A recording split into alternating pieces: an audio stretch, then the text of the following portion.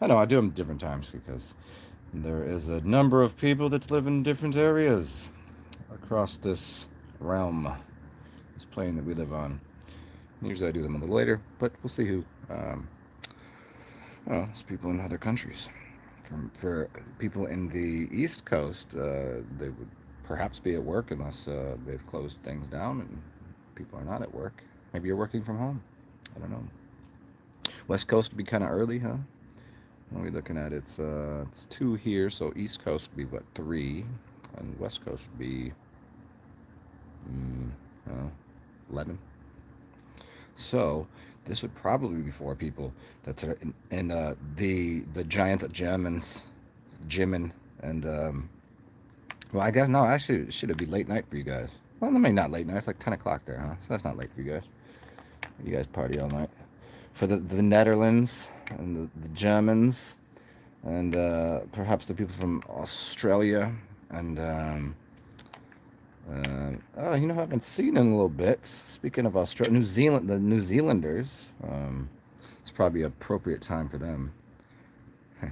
Well, hello, whoever you are, or depends. Maybe you work nights. Maybe although that's not. See, that's only in certain industries. If you worked in the bar industry or the service industry in certain cities, you might be working late. So you might be just getting off at work or something. I don't know how much of that still exists. Because I know some places they're retarded. They're like, in some places in Florida, these bars are allowed to stay open until midnight. They used to be able to stay open until 2 or 3. I don't know what the Florida rule was. And then they say, well, no, because of the thing that's going on, you can't, your bar can only be open until midnight, which I guess after midnight, the whole novel, fake, phony, um, uh, whatever they're calling it these days. They change the name of it all the time. But I guess after midnight, it's kind of like the pumpkin, when the princess turns into a pumpkin, it just doesn't work anymore. But I do have a cup of coffee with alpacas on it, so I'm not sure everybody here knows that I don't work well with caffeine or any kind of uppers. I don't do drugs per se, like especially not uppers, because my brain is already too magical and fantastical, and there's already too many very immediate and quick uh, connections neurologically through my synapses firing, and so whenever I take caffeine in, I might as well just snort an 8 ball off of you know of a fat how about a fat ass of a midget, you know what I mean? Like a little midget chick, with the little stubby fingers. But they always have that ass that's kind of like, because everything gets smushed, like, so you smush it down, so things kind of like their fingers are fat, their ass is fat, they just kind of built different, right? Like the little see, this is proof of there's small people in this room just as well as there's giants. And you go into the forest and you find some sprites and some spirits and some fairies and some gnomes, and you know you can find those if you're on a different frequency. I mean, how many of you people have ever really in person met someone that is either a midget or I mean, there's different classes, right? So beneath 5 feet, it qualifies as. But I don't know. I don't know if it's the same qualifier for a man and a woman, because I know a lot of chicks that are between 4'11" and 5'2", and I wouldn't call any of them midgets. They don't come across as midgety. They're just. I mean, women are supposed to be between 5 and 5'6". If they're above that, it's kind of tall. If they're beneath that, they're kind of short. But men should be about, well, I don't know. I guess the average is 5'8", but to me that comes across as a small person. I don't know. So if a dude is 5'2", to me 5'2" as a dude, you're a midget. Just is. I mean, even if you don't have midget type fingers and stuff, you're midgety. I don't know what the other I don't know what proper names to call. Like what do you refer to a small person? Sure, okay, that's fine. To me, a small person is a child. Like I don't call them like, it's like people that speak to babies or children in baby talk. Don't do that. Stop doing that. Treat them like a welcome to the human species. Welcome to this human thing, this experience we're having. Talk to them. Dwarfism. Thank you. To call someone a dwarf, that seems even more. Doesn't that seem a little like, to me? That's a little unsettling. When's the last time you called someone a dwarf? Like you little, like if I really want to insult someone, I'd be like, you little dwarf. If I call someone a midget, that's not really that insulting. It's just a common everyday word that people could. That's midget. That's small. That's dwarfism. But like, okay, so if a child comes into this room, little baby, don't talk to it. Don't talk to it. Call it what it is. Like, is it a boy? Is it a girl? Hi, little person. Hello, little human. Small human. Hello, small human. Welcome to this thing. And if you do baby talk, you're going to teach them baby talk. They learn through what you're doing. Speak to them like on your level. Bring them up to your level. Obviously sit down and make eye contact. Don't stand above them and hover. It's like playing with a dog. If I see a dog or I see a little person, I'll throw myself on the ground and get at their level. But I'll still talk like me. I'm not going to go goo goo gaga. I'm not going to start barking at a dog, just like I wouldn't, just because a baby's going blah, blah, blah. Just like when you talk to stupid people. Lupe Fiasco said, "I dumb it down for nobody." You can't dumb shit down for people. Then all you're doing is you're continuing the idiocy. You're continuing making people dumb, helping people to just be average at speaking. Don't do that.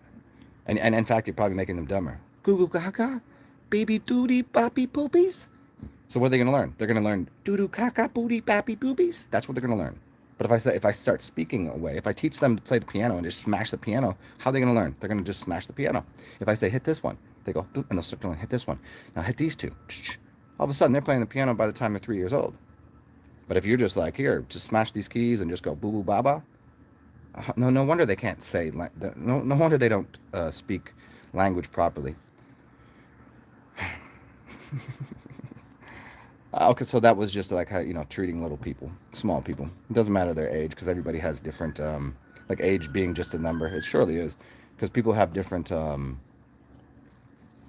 Let's see, you have different types of intelligences and maturities. You have like an emotional intelligence and emotional maturity. You have a physical intelligence, kinesiological, and a physical maturity. You have all sorts of things going on.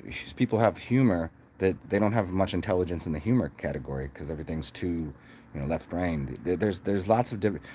There's a creativity kind of. You got a creative bone in your body, a musical bone. No, that's just. It's just. It's an intelligence that you develop at a young age. It's why if you teach children multiple languages when they're little, they can learn them like a sponge quickly. But as soon as you lock somebody into a way of thinking and being, and they're older, they're not going to be able to learn as quickly. They're going to learn very slow because they've already hardwired their brain to a certain thing, and they're not going to be able to, you know, it's going to be really difficult to learn a new language if you don't have if you already have it in you that you like learning and it's joyful to you. It'll be a lot easier to learn things because it's something you want to do. But it's especially easy because as a child, when teaching a child, you can teach a child a billion things and they're going to learn all those things. But as an adult, they're not necessarily going to learn. It's going to take a long time. Because the child is like a sponge, and it's like, oh, here's an experience, here's the world. Wow, this is what I get to see, this is what I get to do. Well, holy moly, isn't this fun? Most people, they get old, they get hardened in their ways, and they become frail and weak. They're not malleable like a baby. You literally can bend a baby's bones. Because your bones should be bendable. You should be able to, everything you should be flexible. But all of that becomes hardened because people stop thinking mentally, like there's nothing going on firing up here, and physically they don't have enough water in their system. They don't have enough. They're eating too much dry food. They're sucking all of the moisture, so bones become brittle, become hard and stiff, and they'll snap. You don't want that. You want flexible, malleable, movable mind, body. It's like Bruce Lee said, be like water. You gotta be more water like. I say upgrade that and be like ether, be like ether, be like air, be like. I've talked about this a few times, but air is unfuckable with. I mean, think about it. Okay. I've explained this to people before. Fire is not an element.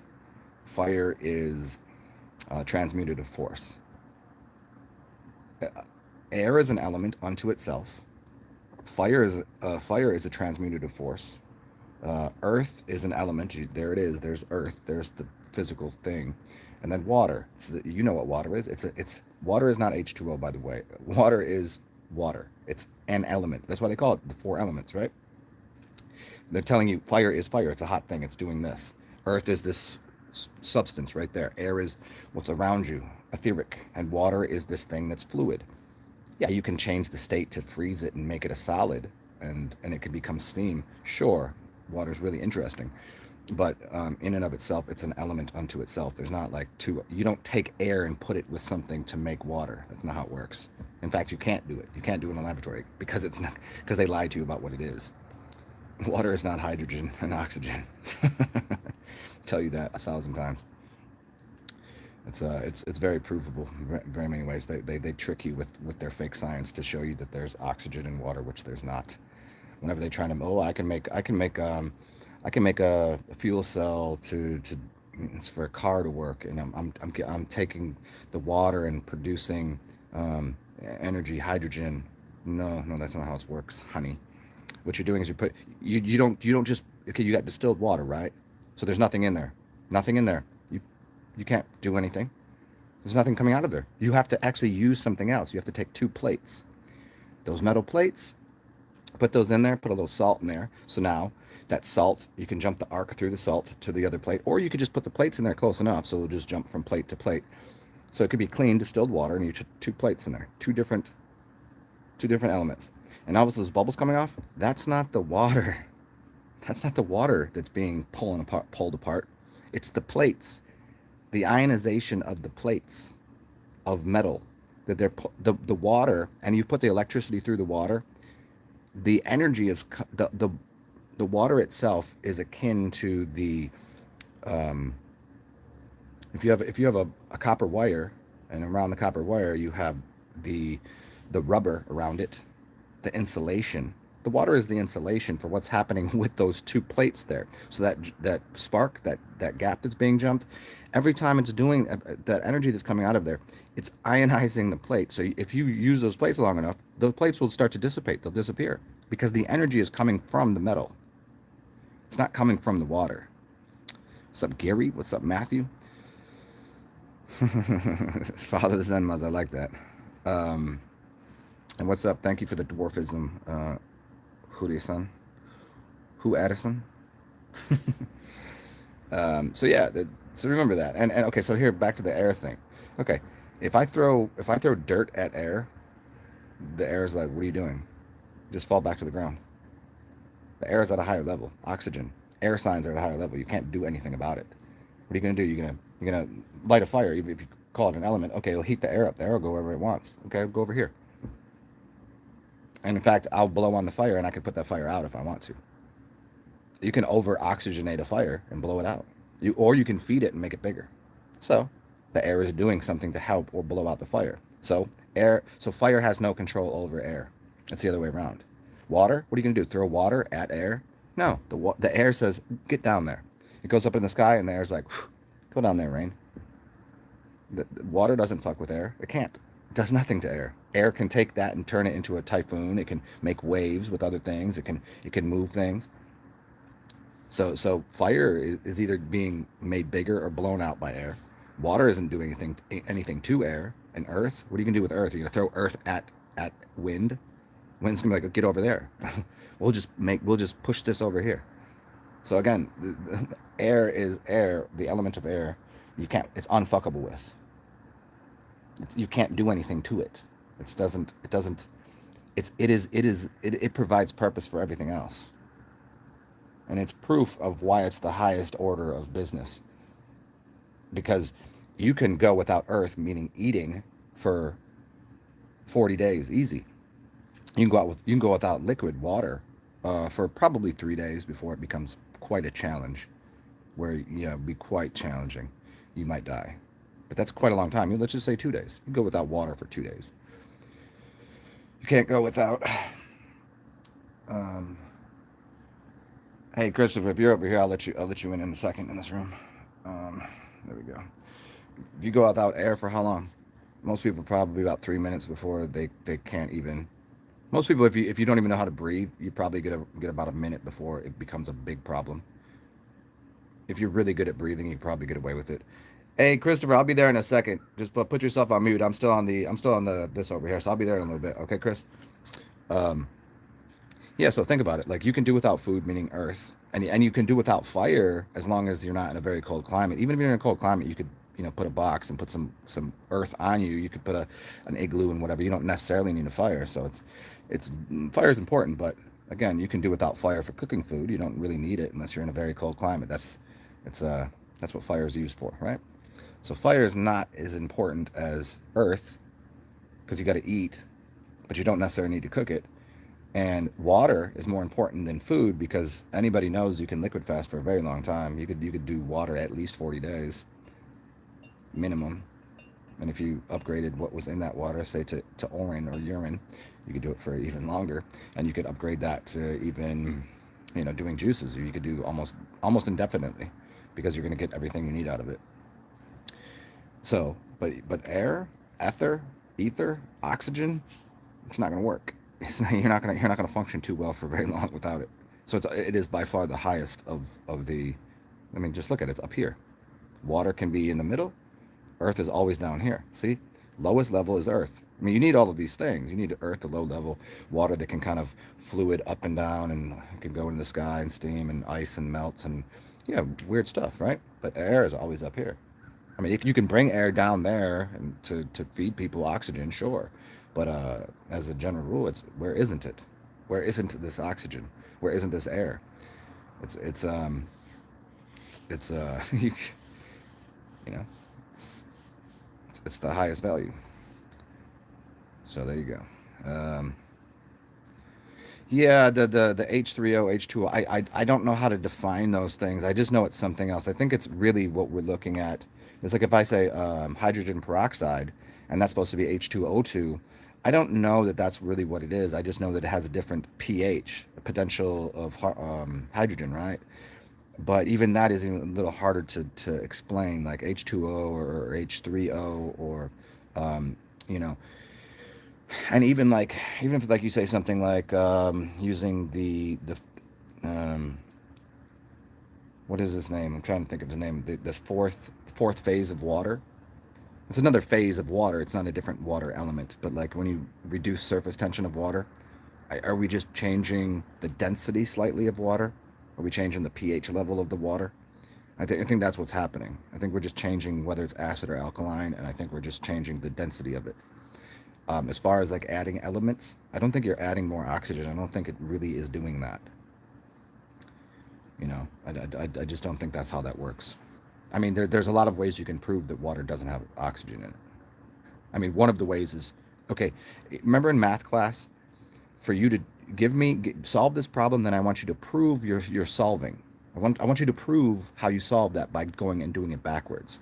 This is math. This is high science, right? So in math class, you come to this conclusion, and then I want you to play the whole thing backwards to prove to me that that's actually the right way of doing something. Well, they go and go, okay, we can get oxygen out of this. I was like, okay, now do it backwards. Put that oxygen and put that hydrogen together and produce me water. Find me oxygen, which is an air, and find me hydrogen, which is an air element. Put those two together and produce me water. No one can do it. It hasn't been done. I thought we were dealing with scientific discoveries here. I thought we were dealing with like hard science, because they say it's got to be provable, repeatable. How do you do science? It has to be repeatable. It has to be there's a few certain things. If you ever done a scientific experiments, and what we're looking at is no one can prove that that water is hydrogen and oxygen. In fact, you can prove that it isn't, even including the hydrogen cell cars. You can prove that it's not. You're not getting anything out of the water. Why do you need the electrical pulse and the plates of metal? So that's proof that you're not just getting it out of the water. You need the metal in there and you need the electrical pulse. But even at that, you're not getting it out of the water. You're getting it from the metal, the ionization of the metal. So you put two pieces of plastic in there. Why isn't it working? Put something else in there. But what is actually occurring? It's the metal and the jumping spark gaps. That's what it is. And you can't do it backwards. So that's proof in mathematics, proof in science that you cannot prove your theory. Your theory is hydrogen and oxygen produce water. And I'm saying that since we can certainly see that the older world was way more advanced than whatever we're looking at right now. The buildings show it. the just look at the architecture. Look at this. It's insane. This is not like stupid people just climbing around on rickety scaffolding, making this beautiful artwork. There was something more going on. There's these giant archways, that giant bricks and buildings. There's some high science and some bigger people and some smarter people. And what they said was, the ancient alchemists said there was the four, possibly five elements. If you talk to the Chinese people, they'll say there's five elements. They use a star, so they add metal to their elements. So they have metal, earth, air, water, and fire. They add metal. We don't. The other is the four. They say this: air, fire, earth, and water. A few. There's a few elements: air, fire, earth, and water. And if you say a few means three, and that's why I get rid of fire as an element. It is purposeful. It can do a lot of things. It is useful to do alchemy, but to do chemistry, whatever you want to call it. But surely what they knew was that water is an element. What you call earth, I mean, you can get different types of earth elements. There's plenty of rare earth, magnets, and there's this type of crystal, and there's this type of rock, and there's this type of dirt, but it's all a physical element. It's earth, right? And there's water. Water is water. It's just water. It's not water plus salt. It's not water plus you know oxygen. It's not water plus plutonium. It's just water. You can add salt to it. Now you have salt water. So salt is an element. It's a bunch of elements, but it's an element, salt. Salts are elements, and you put it inside of water, which is an element. They say the four elements, yes? So this is what people need to really get through their heads. Where everything that people believe is based upon on shaky foundations of false, faux, faulty science, fake science. It's illusory. These things they look like they're proven in a certain way, and they can't. They prove it the same way that we can go to a scientific laboratory and have something be shown to have an efficacy to it, like a drug or something, and they can show you science in so many ways, and they'll say, oh, that's the experiment we want, because that will show people this. But I can do 10 experiments that will say that is actually untrue. And what they do with those experiments, they throw those out. What they do with all the tests on all the drugs and things, the ones that are showing that it's really a bad idea to put these things in your body, or to, and this doesn't work this way. They just put those over there, and they go, oh, that was a scientific experiment done wrong. It's not that they were done wrong. It's the one they're doing. It just proves their point that they're trying to make. And you can do that with just about anything, as long as you design the experiment to show that this is the way something works, even though it's not. It's classically how they do it with just about everything, with food, with drugs. I mean, the drugs they put. Why do they have the Food and Drug Administration? What does food have to do with drugs? Absolutely zero. But they put it in the same house, in the same organization. Food and drugs. Food is over here. It's good for you. It's supposed to be part of the realm, the process. Just plant a seed and there's your food, and that's good. Drugs and chemicals are way over there. It's forcing something. It's forcing your body into something that is normally outside of homeostasis. It can help you. These pharmakeia, the pharmaceutical companies, drugs, poison can be a panacea, but it's not. It has no correlation to food whatsoever until they started modifying these foods and putting things in the boxes in the middle of the store and calling it food, but in fact it's drugs. And that's just how it's been. That's why tobacco has got a bad name. That's why coffee's got a bad rap, because they put chemicals on it. Tobacco leaf is good. Coffee beans are good. Coffee and tobacco are the most heavily sprayed with chemical substances on the planet. Why do you think that so many people are addicted to cigarettes and coffee? It's not the coffee bean. It's not the caffeine or the nicotine. It's the chemicals they put on top of these beans that you then roast, and then they put all these chemicals on, and then you put it in your cup, and you got this slurry of coffee and caffeine, and then all the other chemicals in there. Don't forget, you're going to put some white sugar in there, right? And some pasteurized milk. Not good. And those are only speeding up the process of the chemicals in the coffee, right? See, I drink my coffee with maybe a little bit of yogurt if I use milk, or I'll use a nut milk, so that way I can process a little quicker. And I either honey raw or unbleached sugars.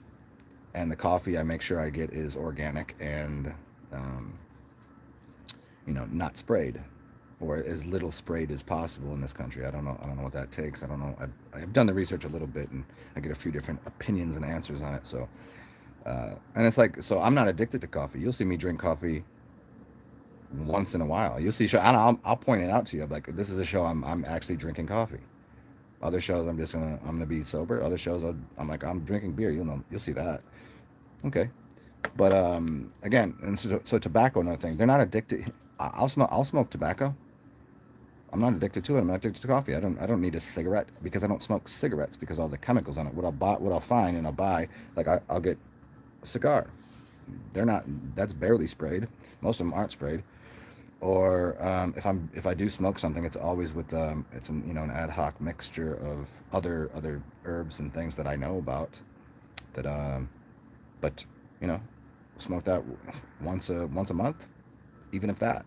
I don't know. Won't smoke anything at all, weed or tobacco for months at a time. Sometimes a couple days of smoking a row, whatever.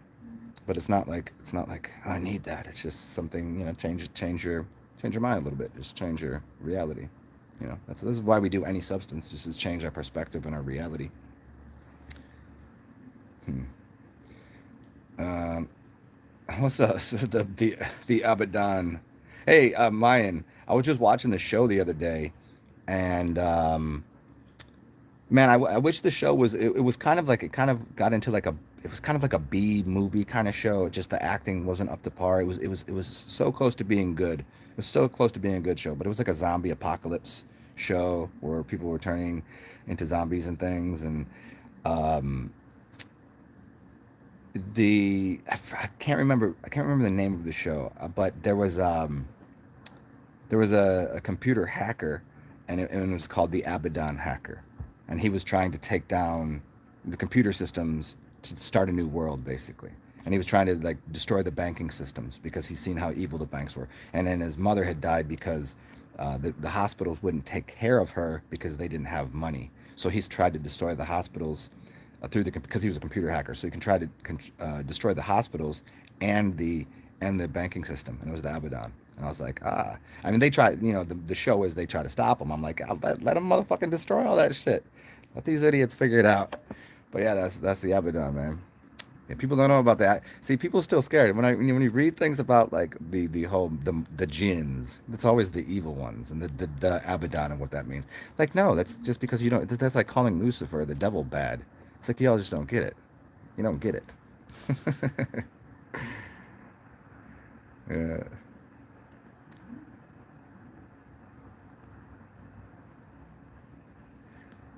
Modified combustion. Yeah, you're running it on. Yeah, see, you're running it on. You're not running it on the water though, Matthew.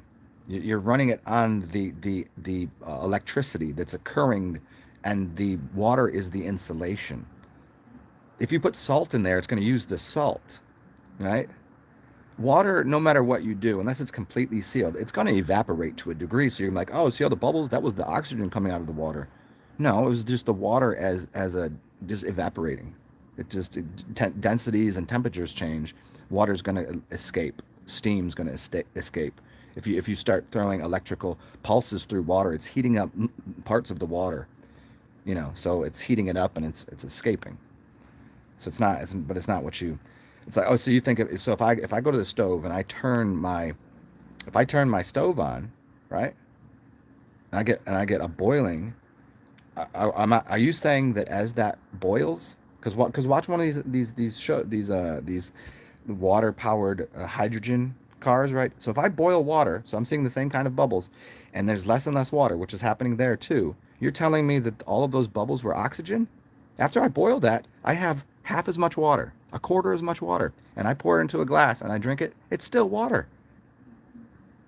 So apparently it wasn't oxygen because it should be thicker, right? Or it should be something else, but it's not. It was just steam. It was just water changing its form. Water is formless. It's not something else. It's not. It doesn't work that way. I promise you that. You can add salts because salt you can jump an arc through salt, an arc of electricity. It needs something to bind to, an element of earth So it's either the metal or the salt. It's going to jump arcs. This is why if this whole plasma apocalypse is popping off, you want to clean your body of those things so you don't get shocked. So it doesn't fry your system and fry your brain. If you have too many heavy metals and too many salts in you, you're going to pay internally because you're going to feel that. It's why you can have an electrical charge over here. You could grab somebody else and they can touch something over there and it will all go through you. There's a difference if you have shoes on with a rubber sole or if you're standing on the ground, whether or not you're going to get shocked. It's two different things. Polynesian technology is beyond the minds of mortal men. Well, in mine, luckily, yeah, luckily some of us here are not mortal or men. Men in tights, manly men.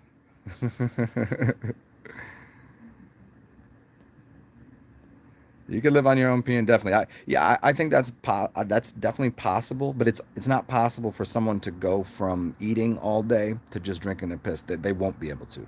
There's a little bit of a transition period. You can't just be like, and I ate food every day all day, 3 meals, snacks every day, and then just tomorrow start using your urine because you can't transition that quick. There's too many things that will clog up in your organs. There's too many things that unless you've already cleaned yourself out, you got to have a pretty clean body. Meaning, I mean, you could be fat. You could have a lot of fat on you, but I'm talking about like all the extra like scum that's in your body, that's in your blood, that's stuck in your organs, because it will get stuck there and it'll clog you up and it'll kill you. But if you're pretty clean, they'll start to filter out of you and you'll shit it all out. I mean, that's kind of the point. You'll sweat it out or shit it out.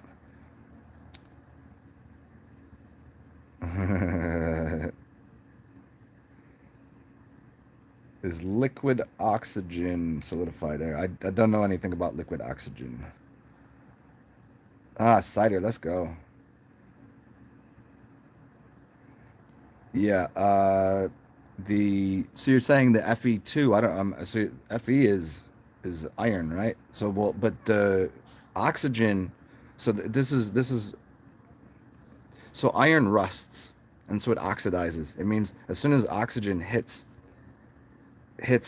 something that will rust, it's pulling it apart. This was happening in your blood. I don't for 1 second believe that we need iron in our diet, especially not the iron that we're getting in our cereal, which is magnetic. So if you have iron that is being pulled or pushed by magnets, because it is, you could go get some cereal that says, hey, we have this much iron. They're not telling you that it's usable iron.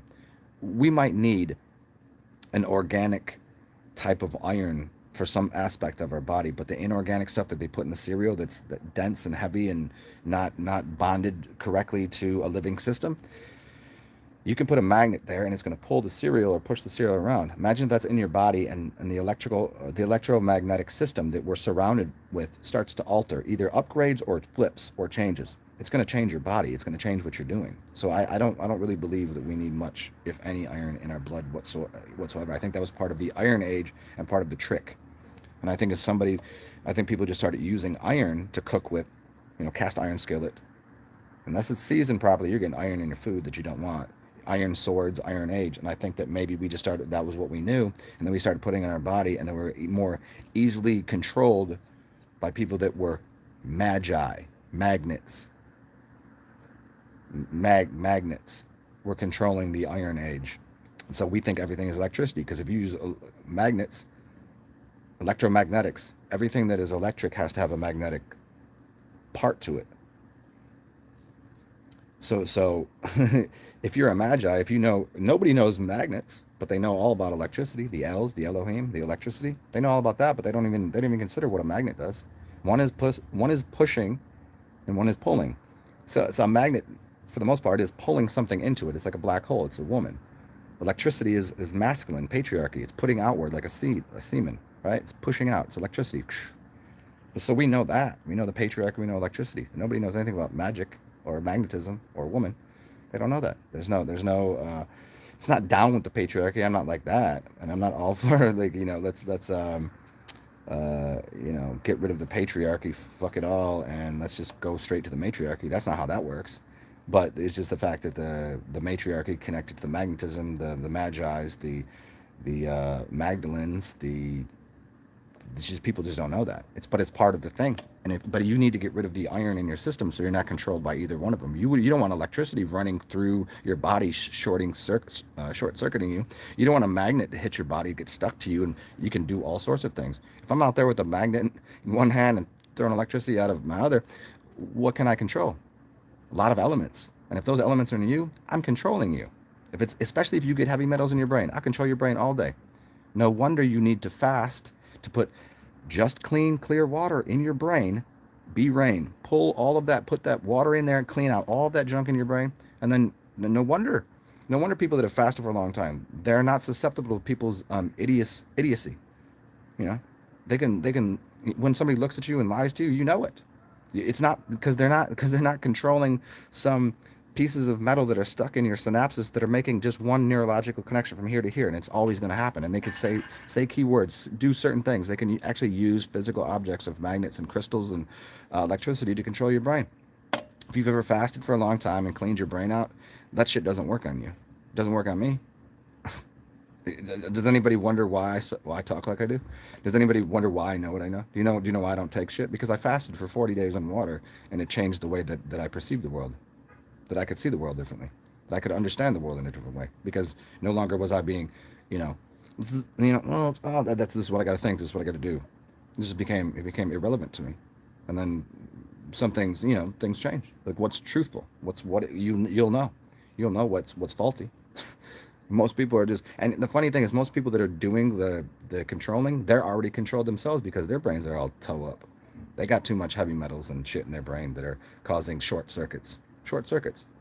Yeah, short circuit just means instead of going the long way and making all the connections, they just go from here to here. They just jump the gap from really short. They short the circuit. Here, this means this. People, you talk to people, they're like, this means this. I'm like, no, it doesn't. You have to look at the whole picture and you have to connect a bunch of dots for it to. No, this means this. Red means this. I'm a Democrat, so I believe that, this. I'm a Republican, so don't kill the baby. But I'm a Democrat. Don't kill the baby, but put them, kill them when they're later, because they're sinners when they come in the earth, this all. It's just they make connections that are not logically sound. It's what is it? Um, Causation and causality, and just because you see something doesn't mean that's the cause of it. You know what I'm saying? And a lot of people, they're so blind to it because they've short circuited so many things. They take the shortest path, which is the path of least resistance, but it's because everything else is blocked off because they have too many heavy metals and too many. Their brain doesn't have enough water in it, so that it's going to take the shortest path because they don't have enough power in their brain to make larger, more expansive connections. That's just how it works. Cocaine is good food, huh? Mr. Mannion, what are you doing? What's up, Jackson Hollis? Carson? American spirits are fine. Yeah. Cold gin. Oh, yeah. The cold genie. Yeah, I don't know. I don't know. I don't remember if genie, if Mayan gin is a cold or a hot element. Usually the Asian are cold Kundalini, and the Eastern people are cold Kundalini. The Western are hot Kundalini, and I think that has to do with more ancient ties to even magnetism and because magnets tend to be pulling something in, like moon magnets, right? Like it tends to be a cold energy, where people that are electrically charged, electricity is everywhere in the Western world. It's more of a hot Kundalini. Oh, Maxwell, he got ill from drinking his piss. Well, I remember this, Matthew James Maxwell. The piss is not making him sick. His body is full of shit. So what the piss was doing was dislodging things in his body, maybe in his kidneys, probably in his kidneys, could be his liver, could be his gallbladder, could be just things that are sitting in his body, and that's going to go to different places. It's trying to escape the body, but it's doing a job of releasing things. When you get the The flu that is not the sickness. The sickness was already in you. The flu is actually what a chimney does. It flues. It lets all the shit out.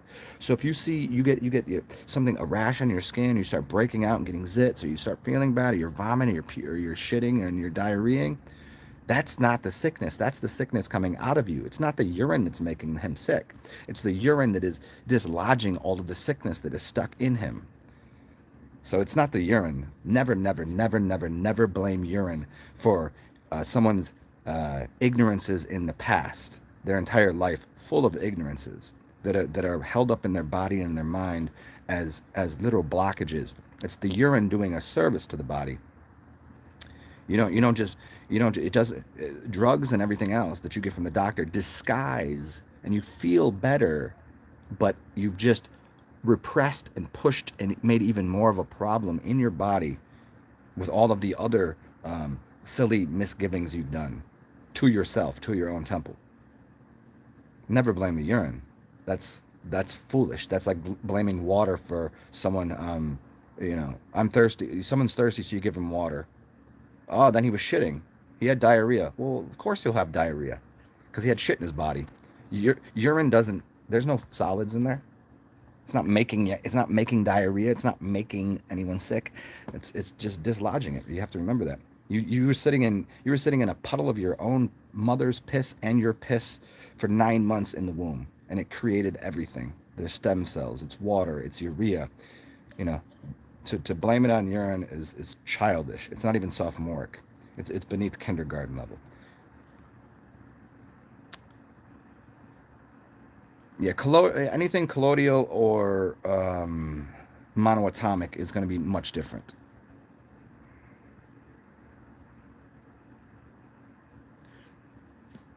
Yeah, why put rust in cereal? Exactly. Well, because they're trying to age people and destroy them.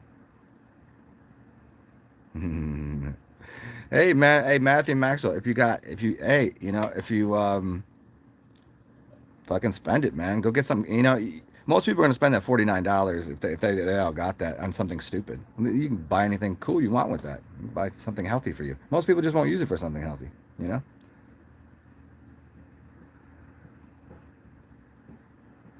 The heart runs the show, but the lungs are doing the work.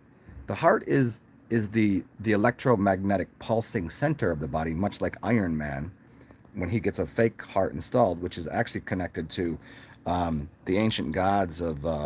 You go back to Mesopotamia, maybe, but let's go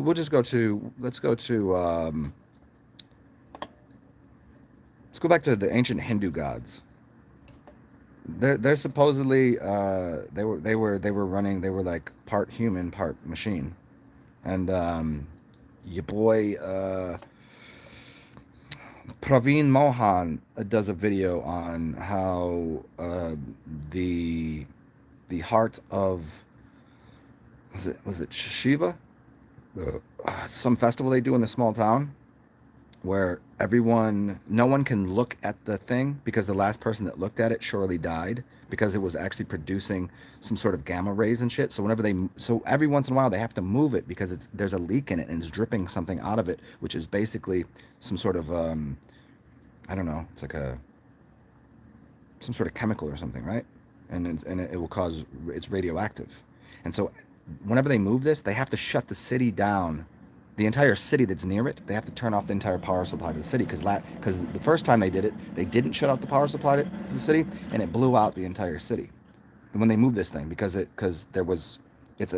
have to encase it and put things around it to actually to not allow the energy to move. But after a certain time, the temple becomes, so much has leaked out of it, and there's so much extra radiation that's occurring. They have to move it. There's a whole thing that they do in this village. A small village in I don't remember exactly where it was. Pravahesh. No. Anyways, you can look it up. Just look up Praveen Mohan and his and I believe it's Shakti's or Shiva's heart, and it should be within a year. And then his connection to Iron Man, and basically says people cannot look at it. They have to wear certain radioactive gear. They don't look at it because it will surely kill them. So and they move it to a different temple and it's a whole thing. They have to shut the electricity down in the city because it's so powerful. So it's an electromagnetic radiation that's putting off. So yeah, that's really interesting to look into. Hey, mine, where are you now, man? You're in the South? So you're actually in the South. See, I'm in the Northern Caribbean. You know this. But you're in the South South? What do you like? You in Alabama? You in Kentucky? No, you far. I guess you got it beneath so you got to be beneath Illinois. Where would Mayan be?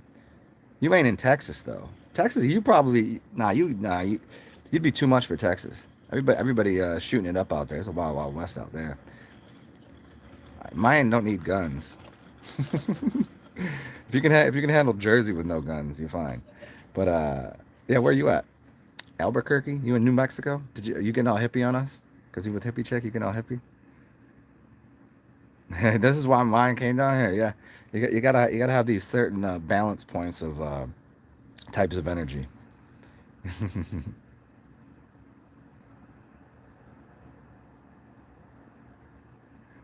uh, Interesting. Yeah, I hear what you're saying. Hudasan, electron forms a tetrahedral molecule. Okay, I mean, it sounds familiar, like that when you get some Dan Winter, blah blah blah stuff, and yeah, that makes sense. I'll look into all that fun stuff. What's up, Axiom? What's the? Can you smell what I was cooking with coffee and Pabst. I was gonna go over to do this Zoom because I want to play some music. I don't know if you seen this the other day. It was K Slay, uh, and he did. I think it's called Rolling 50 Deep. It's like 15 minutes of the greatest hip hop artists on the planet doing 16 bars apiece. Like anybody and everybody that you can think of. It's mostly East Coast, but there's a I heard a couple Southern, a couple Houston. I think the one or two Houston, one or two like Louisiana kind of rap, and then I heard a little bit of West Coast, but it was mostly New York City. It was crazy, crazy, crazy. And I don't know. I didn't count him. I guess it was he might have, it might be two parts. I thought it was only like 30 some people, but he said rolling 50 deep. So I don't know if he did like a whole thing with like 50 hip hop artists. It's pretty awesome. I want to play that for everybody. Yeah, neodymium.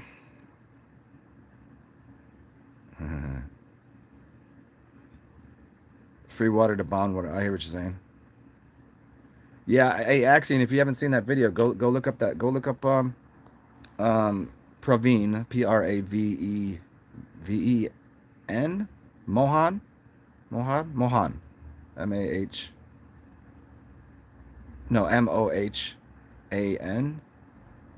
Praveen, you'll find it. He's super popular. Yeah, you'll find it if you haven't seen it. It's really awesome. Oh, dude, mine. Did you see my last couple of videos? Did you see what I was drinking? I'll show you what I was cooking up for anybody else that's new here. The last 2 days I've been drinking this concoction, and the coffee is helping me today. I was eating a little bit, just so I can collect all the nasty that's coming out of me. Here's what I was drinking. So I take a little bit of this, which changes the surface tension of the water. I could have used this, but I was just using urine anyway. So I got aged urine, turpentine, fermented garlic, and honey. So my concoction is this: a couple drops of this, some fermented garlic and honey, turpentine, aged urine. This is probably, I don't know, 3 years aged. I would use cinchona bark, but I didn't really need it. This I'll be doing afterwards. This to change the surface tension, so some of the oils from here and here will help to mix in with the water. And the DMSO is a carrier. Oh, and yeah, that's about it. So get crazy with that. Oh, and then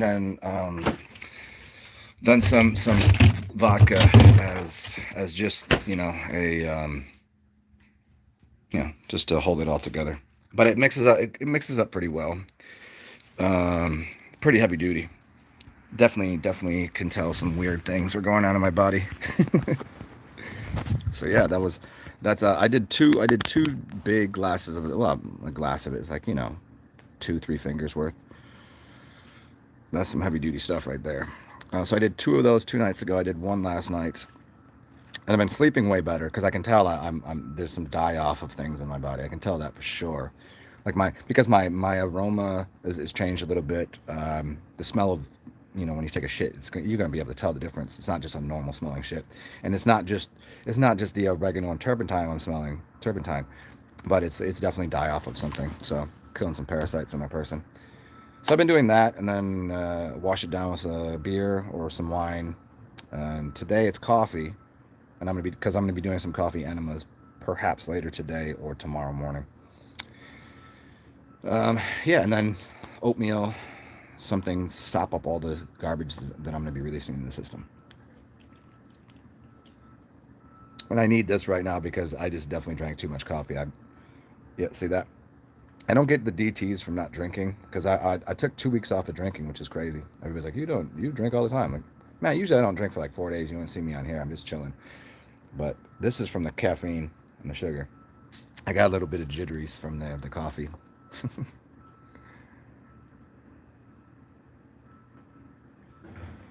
Yeah, I'll be pissing in a second. I've been collecting it to put up my butthole. I have like a jar of fresh and a bag full of stuff from like 3 days ago. So it's a little aged. So that's gonna be going up my butt in a little bit. So I'm gonna do one quick water, then I'm gonna do as much of the urine that I have, so that will probably get me three, and then they'll clean me out completely in my intestines. And then I'm gonna do some because you want to clean out your intestines before you do a coffee enema, anyways, because you don't want anything to be in the way of clogging up the release. You know what I mean? And you just want to get your your small and large intestines as clean as possible, so that way when you're releasing anything out of your gallbladder and your liver, you'll be able to see it whenever you take a dump. Whenever it comes out, you'll be able to see what you've released, and that's always motivating for people. I know that because some people are like, oh, I did a coffee enema, I don't see anything. I don't. Well, it's in a turd probably, or it's maybe a little backed up, and you're not necessarily going to see it the first time. But if you clean yourself out first, you'll definitely see what a coffee enema is doing for you. What's up, XX Medusa? Oh, are you in Alabama, Mayan? Are you in Alabama? I moved. I mean, well, I didn't move. I mean, do you know I live in a different place now, right? I live next to City Park now. How close are you here? You should come visit. Come say hi. We'll go hang out at City Park. Go to the chime tree, dude. It's actually I don't remember. I don't remember if you were here and the chime tree wasn't up because they were cleaning it or something, or they're fixing some of the chimes. But no, the chime tree's back up. The lights are up. The lights for the Christmas lights, so we can walk around the park and see all the cool ass lights and shit. I mean, everybody else is going to be in a car because of this nonsense, but we can walk around. Yeah, so if you want to visit, come through. Oh, Tennessee, Tennessee, Tennessee. Are you in Arkansas? Arkansas. Am I still anti-gun? I mean, I don't really see the purpose of them. I mean, there's only one purpose for guns. It's killing things. I'm not really into killing things. If I'm going to kill something, it's going to be very personal. I'm going to have my hands on that person, and it's going to be a knife or just with my thumbs. I mean, these are weapons right here.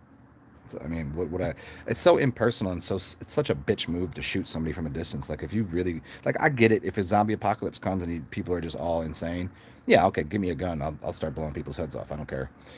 I mean, am I against them in the general fashion of like society? Yeah, I'm against them. I think they're silly. I think it's all bitch move. I think it's like, they got kids playing video games and they're like on a computer. Now all of a sudden you can have robots out there in society in public, and they could be controlling it from a computer. You can have some fucking nerdy ass motherfucker with the thing controlling a robot with a gun and shoot your ass. So then there's no personal, like, they just think all they recognize, there's a disconnect between reality. If you really, really hate someone, if you really want to kill somebody, then get your hands dirty doing it. Don't fucking, they're over there, just, ooh, cue. It's like throwing insults from a distance. So, I mean, it's silly to me. But, you know, hey, I wouldn't mind having a gun if the zombie apocalypse pops off. Oh, shit. I'm going to have my sword and a gun. And the gun just in case there's lots of them. Bust them from I don't, but I'd rather be up close and personal with zombies or with people, because you really don't want to kill anybody anyways. I mean, I mean, if you do, I mean, you got shit. I could watch somebody fucking kill my mother and rape her dead body in front of me, and I still probably wouldn't want to kill them. You know? Yeah, the turp burps, man. Yeah, well, I got the oatmeal and the psyllium. Um,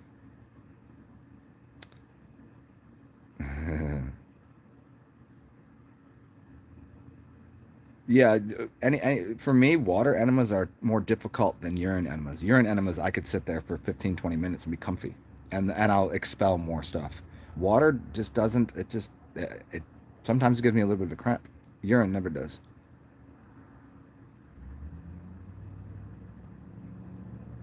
Hey, how was the colonic, man? Wasn't it weird? Just like every once in a while, just like a fucking turd will pop out. You're like, where the fuck did that come from?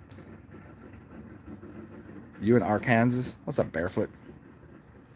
Yeah, where's Arkansas? Well, Arkansas. So what's that? It's above. That's above Texas, right? It's like so Kentucky's here, Arkansas is over here.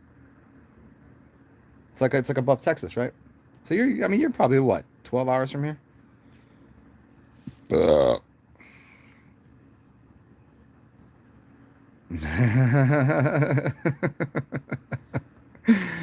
Hey, turn it on.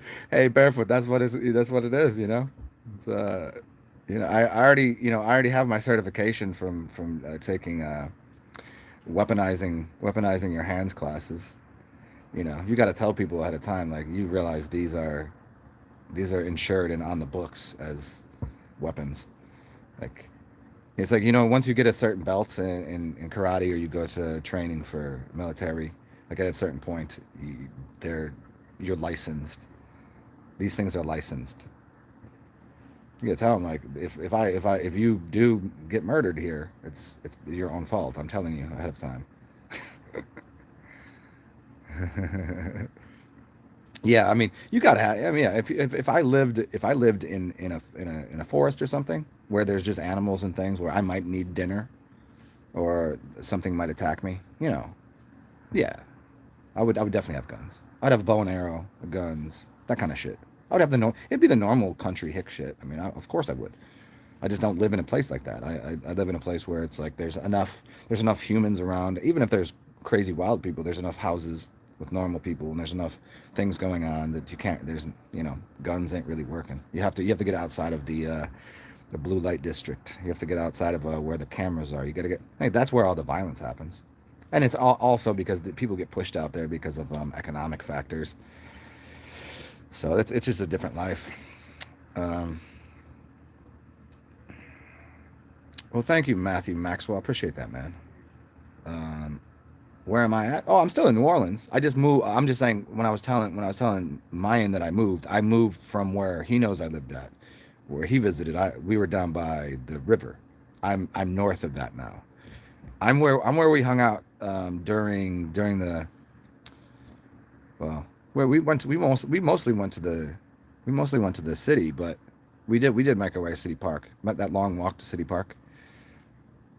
That's that's where I'm at. I'm up near City Park, and maybe I'll take you guys on an exploration to graveyards today. I do this on a lot of shows. I don't who's here that has seen the graveyards? There's tons of them we could walk to, and it's still early enough. I have 100% charge on my phone. Cool. I can show you the one next door to me. I'll walk over here right now. Do you guys? Here's where I live, Mayan. If you're still here, you'll understand. So there's the city right there. So I can't zoom in. So I used to live. Let's see. I used to live over here, right to the right of the city. So we used to party in there. So now I'm north, and there's a graveyard right there. Right. This is all the dead bodies. This is all the people that I've killed. That's all the people I've killed right there. Yeah, all barehanded too. I just put them in my backyard. Fuck them. And I go and visit them too. And I can resurrect them if I want. That's good, Branson. Yeah, New Orleans, always. Yeah, Gary Baxter. It's the only place that can handle me. It's the only place, and it's a portal. I told you, Gary. Soul of America. Look it up. 3090. Soul of America. It's literally, I mean, I'm telling you, I live on a property that is basically at that exact latitude, longitude. If anybody, here's what I'll tell you. If the world does go to shit and there's the zombie apocalypse or everybody's like, cars don't work, electromagnetics are down, you can't contact me on here, there's no phones. If everything goes to shit and you don't have anything to do and you don't know where to go, you can find me. Come to New Orleans, just look on a map where 3090 is. I'm very, very, very, very close to that exact direct point. City Park, I'm very, very, very close to there. You'll find me. I'm pretty. People know who I am. Like, that dude that looks like you? Like, Zen? Like, maybe. I don't know. Maybe they might know me. You be like that dude that looks like Jesus, the one with the big beard. Oh yeah, he's over there somewhere. You'll find me. And I live I'm on a perch. So if you have a gun with a scope on it, oh, we could pick off zombies all day from my perch. And if electricity and shit goes down, nobody's gonna want to come to where I am. No zombies will make it to where I am. It's too dark. You wouldn't be able to make it up through the hallways. You wouldn't be able to make it through the stairwell to get to where I am. I know where I am. I can do it blindfolded. Actually, I have before.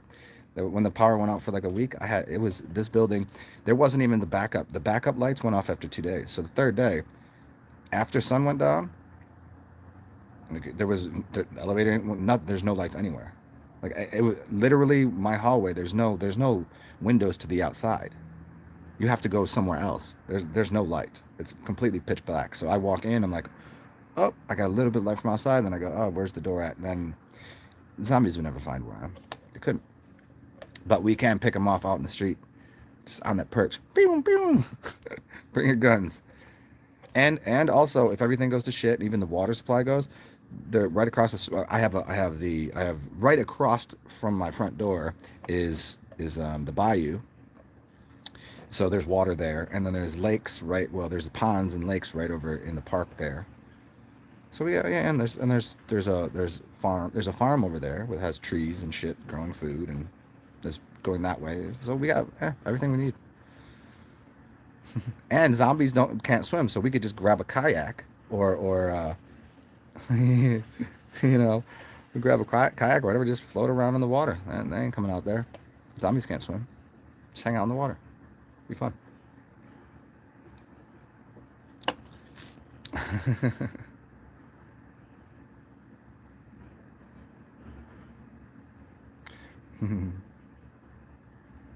What's up, Fire Drake?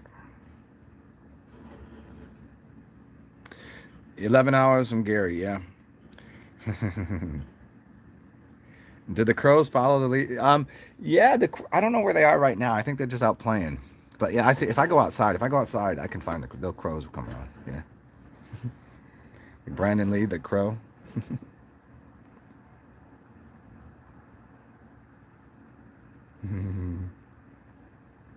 Yeah, I know. But well, Barefoot's all she's all over the map. She's one of the more insane people. She's somewhere in between the insanity of Mayan and me.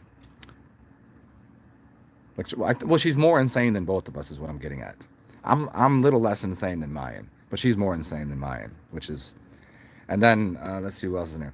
Fire Drake is kind of normal. Gary's kind of normal, kind of. When I say Fire Drake's he's kind of normal. He's got his idiosyncrasies. Like I was saying the other day, everybody in here that we fuck with is on the autistic scale. I just don't. I just try to. That's how I try to level people out. People that are ones, I don't really trust. And people that are tens, you just kind of, oh, well, they're completely fucking out of their minds. So most people on here are between 2 and 8. Not too many sevens or eights.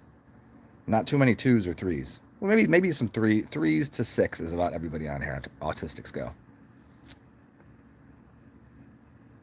Gary on a 33, 1-8. That's right. You told me that one time. 33s, yeah. I was told where I was born, but I don't really trust them. I was born in the north, so I was born above 33. I was born in the cold. Yeah, the gates, the Lions gates.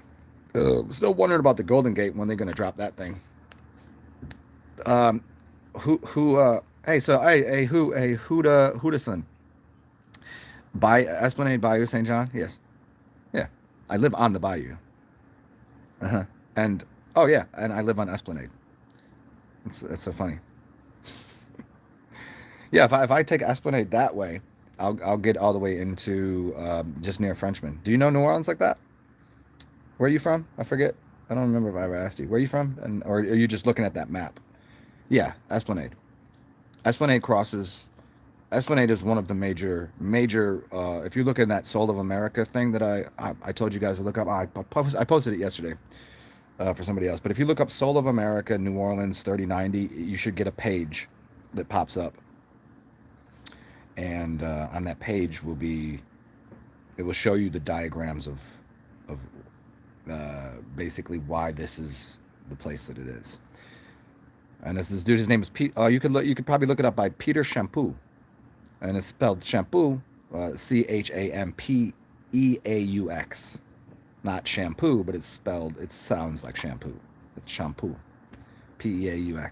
So you know he's from here. I think he lives in the West now, but he used to do all sorts of interesting things with geometry. It's called the geometry of place, New Orleans. But yeah, Esplanade.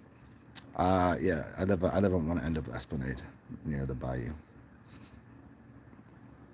A kayak and a Mossberg. Hey, but if you should hold on, if you shoot that from the kayak, you might just like tip out the side of it, man. You better be shooting in one direction forward, slow. But if you lean to the side, that shit will probably, you know, probably sink your ass.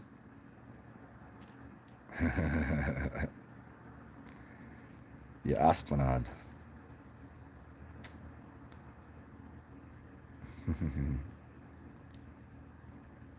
Yeah, oh, so barefoot. Yeah, that's pretty much me. I think that's pretty much everybody here. Like if we have to normalize and talk like a regular person, like that's what I'm saying is if you're in the middle somewhere, you're capable of being normal, but you're also capable of being like completely erratic and ridiculous. I've embraced that part, and I do it mostly because it's humorous to me at this point. There's probably a time that I did it not kind of unaware of my own idiosyncrasies and lack of social graces and things. And now I do it because it's humorous. I know exactly how people should act and what is the proper thing. I just don't. I choose not to because I think it's funny. And if I don't think it's funny, I'm not going to really do it. Hmm. Are you from the West Bank? Oh shit. Okay. So where you live now? Are you still in Louisiana? Are you still in New Orleans? I never been on the. I never. I've been to the West Bank. But I never lived there. I've lived all over the city. I've lived in Mid City twice.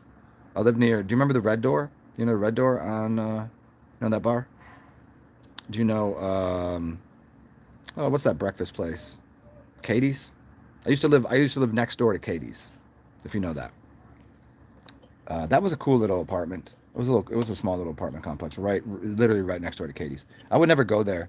I would never. It's too close to my place, so I wouldn't. I didn't want to go there to eat or drink because, you know, you go out to drink, you drink. I'm not gonna shit where I sleep, kind of thing. You know, I go across town. I'll go a little farther away from my house.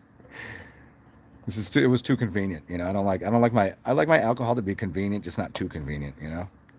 And it was kind of expensive to drink there anyways. And it's kind of like nice people go there with their nice families and their kids and shit. I'm like, I'm a goofball. I don't want to be around like people that like trying to have brunch with their kids, you know. You can watch me stumble home while you're getting brunch and I'm stumbling home from my night out, but uh I'm not gonna put you through the goofiness. Yeah, you've seen Matthew. You've seen some of the graveyards. There's dozens upon dozens of them. I've taken you to maybe. I think I've taken you guys to like maybe four graveyards, and I did it during the heat of the summer. A couple times I was like walking, I was like, dude, I gotta find a tree. I gotta find. But in the graveyard, there's only a couple places that have trees. Depends on the graveyard, but most of them don't have any trees. So it's like you're walking through, like, where can I find to sit? And the sun is just beating down. And you're like, you can kind of find a little bit of shade sometimes, depending on where the sun is. But I would go out and do that, and it'd be like 100 degrees, just sweating balls. But now it's chilly out. It's kind of cool, so I could walk around. And actually the sun not being out, it gives the graveyard a nice hue, a nice tint, you know. Um, so if you guys want, I was gonna do this whole show to get on this Zoom thing. Do you guys want to go to the Zoom chat? So we'll do Zoom for a little bit, and because I want to play you guys some music. Like I was saying earlier, I wanted to play Just one song. It's not a song. I guess it's just like it's basically a mixtape in one song with the greatest hip hop minds on the. And this was I was saying something to someone the other day. I was like, this is proof that like some people don't like hip hop, some people don't like rap because it's a whole song, and you can't really unless you're really really good, you're not going to come out with an album of every lyric is perfect, every lyric is wasting bars is an easy thing to do, you know just rhyming simple words to just fill up some space to get your next important lyric. That's so people get like, oh, this is boring, but this is literally a bunch of different people just doing 16 bars. And if you can't do 16 bars of genius, and so it's basically 16 bars after 16 bars of like just power, of like just like, oh, this is good hip hop.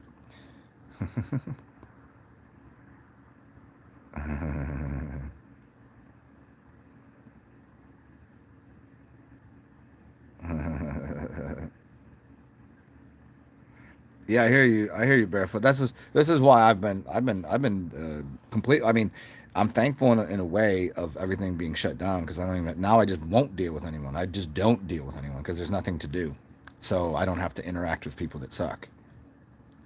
So in a way, it's a little bit lonely, but in another way, I'm kind of happy that like, oh, these people fucking suck anyways. It's not like I want to interact with them. It's not like I want to like they're not gonna listen. They're just gonna be like succubusing off of my power and my energy, and that's not cool. Lincoln Cash Tanak. What is my favorite American dish for Christmas? What do you mean, like food wise?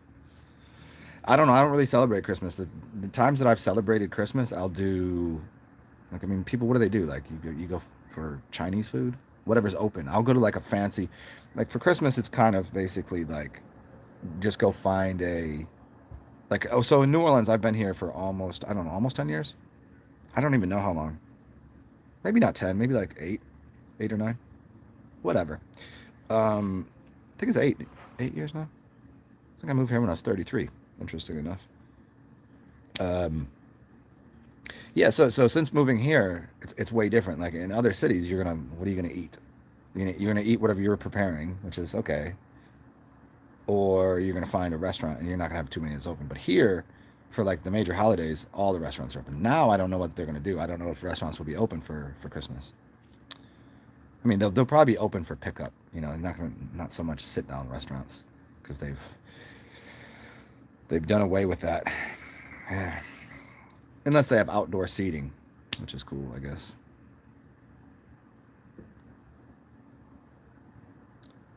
Alexander next to the Preserve Apartments. Oh, okay.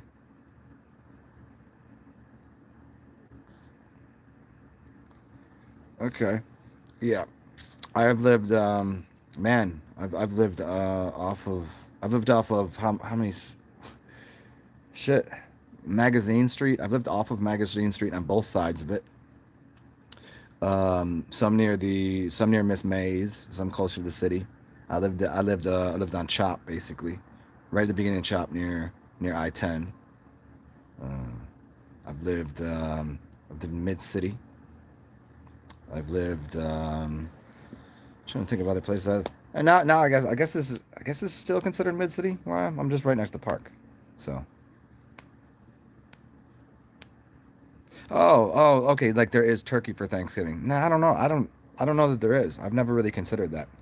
You know, it's like a hodgepodge. Whenever I grew up, the places that I would go, like family things for Thanksgiving, there is like for me it was the green bean casserole. That was the jam, right?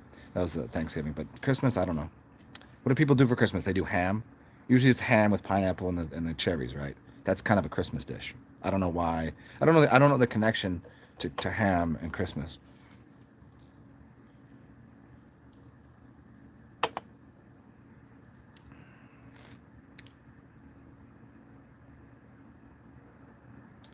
Yeah. I think anybody could maybe jump in here. What's a signature dish for Christmas? What's a normal like? It's ham, right?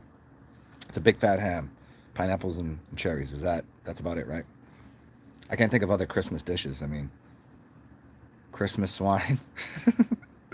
The legend of the Christmas swine. That would be a great horror movie. Legend of the Christmas swine. Salmon with blueberry sauce. That sounds very Icelandic. Blueberry sauce. I love broccoli. Oh, broccolini is one of my favorite. Broccoli and broccolini is awesome, but yeah, just so you don't have to. I think that's probably it. Just so you don't have to eat turkey twice. Yeah. So it goes from turkey to ham, and then you eat chickens. Well, you eat the chicken eggs come Ishtar or Easter, but it's from a bunny apparently. Whenever the association between bunnies and eggs are very funny, because if you look at it just superficial, you don't even question it. But bunnies don't lay eggs, so it must be for a different reason. And why do they paint them pastel? It's all because of mushrooms. It's because of the mushrooms. Because an egg, you throw eggs all over the place, all pastel colors, and it looks like mushrooms popping up through the grass. So you send kids on hunts to go find the eggs. The eggs are associated with mushrooms. Because mushrooms, it looks like it because of the shape, and then there's also what came first, the chicken or the egg? Is the egg itself? And what about a mushroom? It's kind of it spawns itself. Is it male or female kind of thing? You don't know in that egg. There's a lot of deeper symbology behind it as well, but it's very pagan and stuff. And then the bunny is because it's fruitful and multiply. Fuck like bunnies. Bunnies produce. They're fast and everything. There's so many bunnies everywhere, and that's spring. So the spring is associated with the reproduction, more bringing goodness to the world. Hi, welcome to the world. It's the new year. It's the actual new year, right? And so bunnies fuck like bunnies multiply, and the mushrooms, creativity, and yeah, coming from a single source of, where they're connected to the trees, and there's lots of interesting things about mushrooms. How mushrooms will save the world because they can clean up oil spills, and they turn bacteria into something edible and good.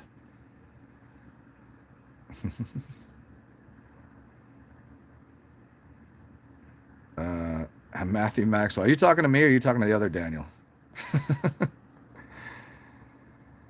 Are you talking to this Daniel or are you talking to the Daniel in the comments? Because I don't see any other Daniel in here. I know there's a few Daniels that do come here.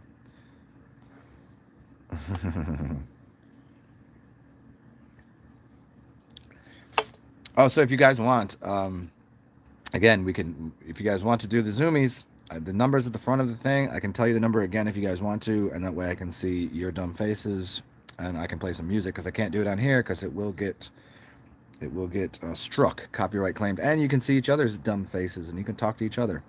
It'd be like a whole like a community. It's like a uh, digital community. Crazy.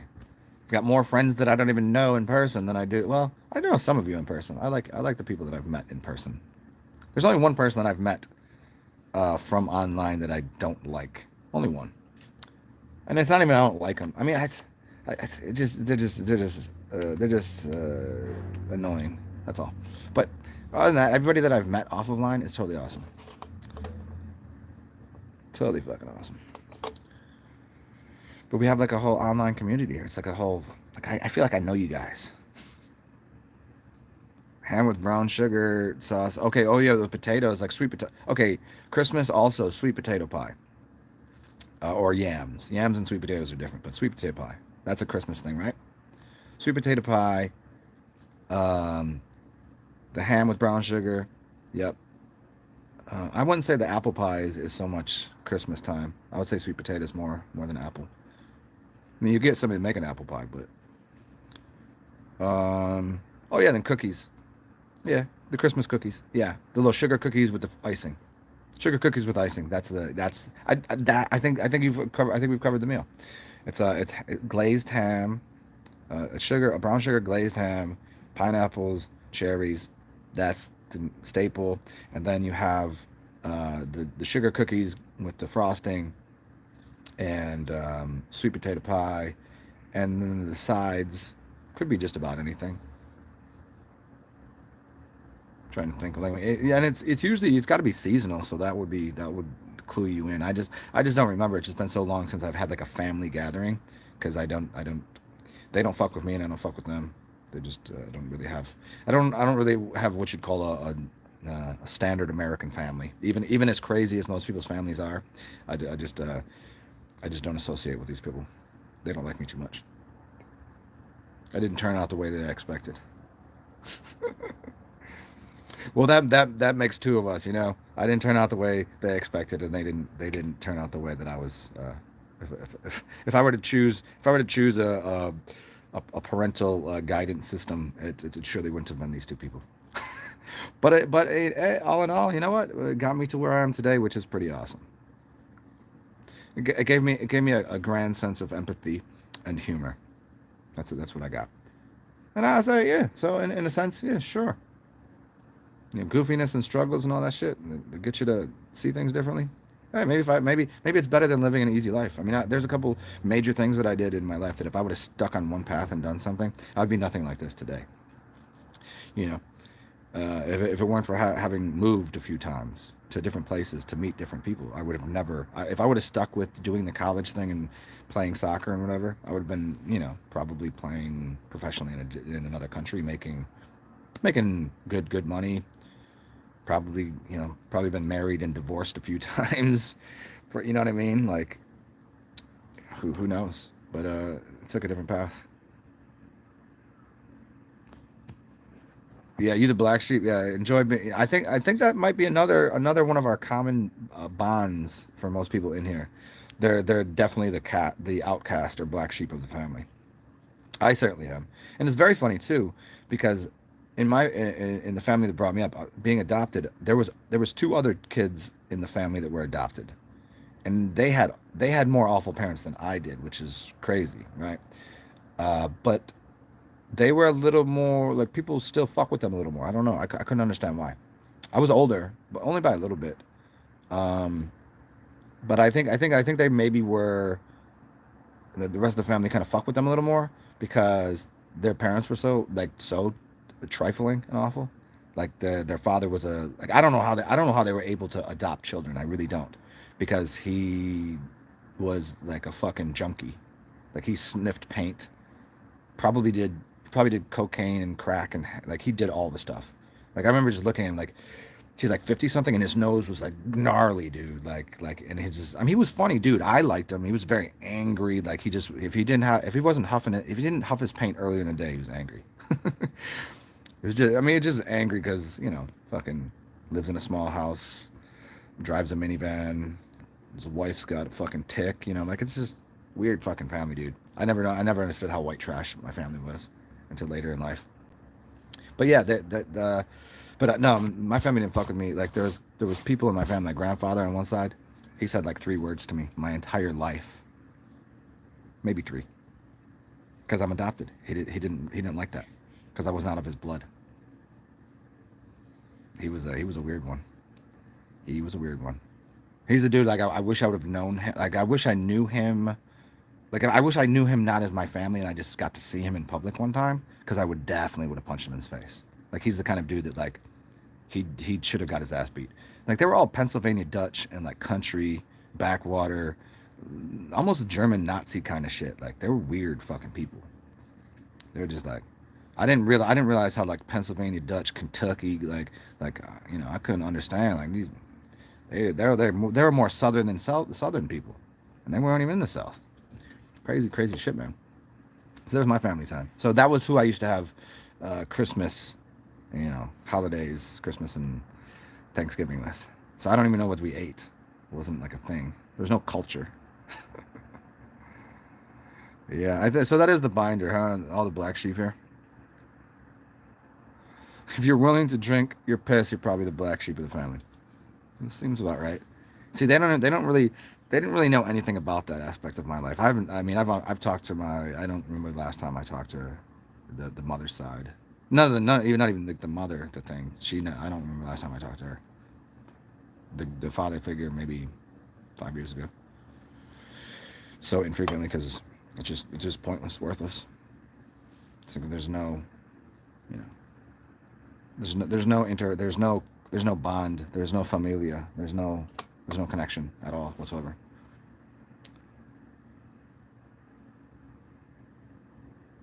Oh shit! Who had a son? That's hilarious. See, I never was told that. It just was either you're gonna be normal and do what everyone else does, which is do this job, watch the stupid TV, talk the dumb shit, eat the fast food. That's your life. Why didn't you do something more with your sports? You could have been so good. Why didn't you continue in college? You were so smart. You know, that kind of thing. Yeah. Yeah. Yeah, you gradually introduced your piss drinking habit. See, for me, like the only time I've seen them, I was like, it was just like after such a long time, I was like, just piss. I just pissed in a glass and I drank it. Like, did you just drink your piss? I was like, yeah, that's what I do. I was like, do you know why I'm 40 years old? You know, like I was 30 something. I was like, do you know why I look this good right now? It's like, do you know why I'm healthy? Do you know why I'm smarter? You know, do you know why my brain works? I was like, it might have something to do with this. I was like, can't really, no, there's no explaining it, you know? No, that's gross. You filthy. You're sick. I was like, I'm sick. I was like, actually, weren't you just in the hospital because you have cancer of the everything and you weigh 120 pounds and you're gonna get chemotherapy? So I think you're sick, not me. I'm not sick. Actually, I'm pretty healthy. So maybe you just redact that statement. See, that was it. I'm sick because I drink piss, even though I'm not sick. Coming from a person that eats fast food, smokes cigarettes, and does all of this other garbage, and is literally been in and out of the hospital for cancer and all sorts of other things, and I'm sick.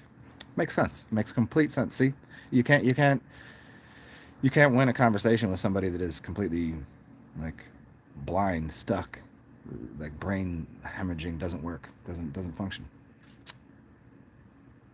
Mm. Yeah, I wonder about I only occasionally wonder about my actual parents. It'd be interesting because like right now, like my mother, I think my father would probably be my biological parents if I'm biologically not produced in a laboratory, and I'm only half kidding about that. Um, I think my father figure would be 59, and my mother figure would be 57. No, he might be 60. She might be like 57. That's about right. I'm 41. Yeah, that's about right. That's about the size of it.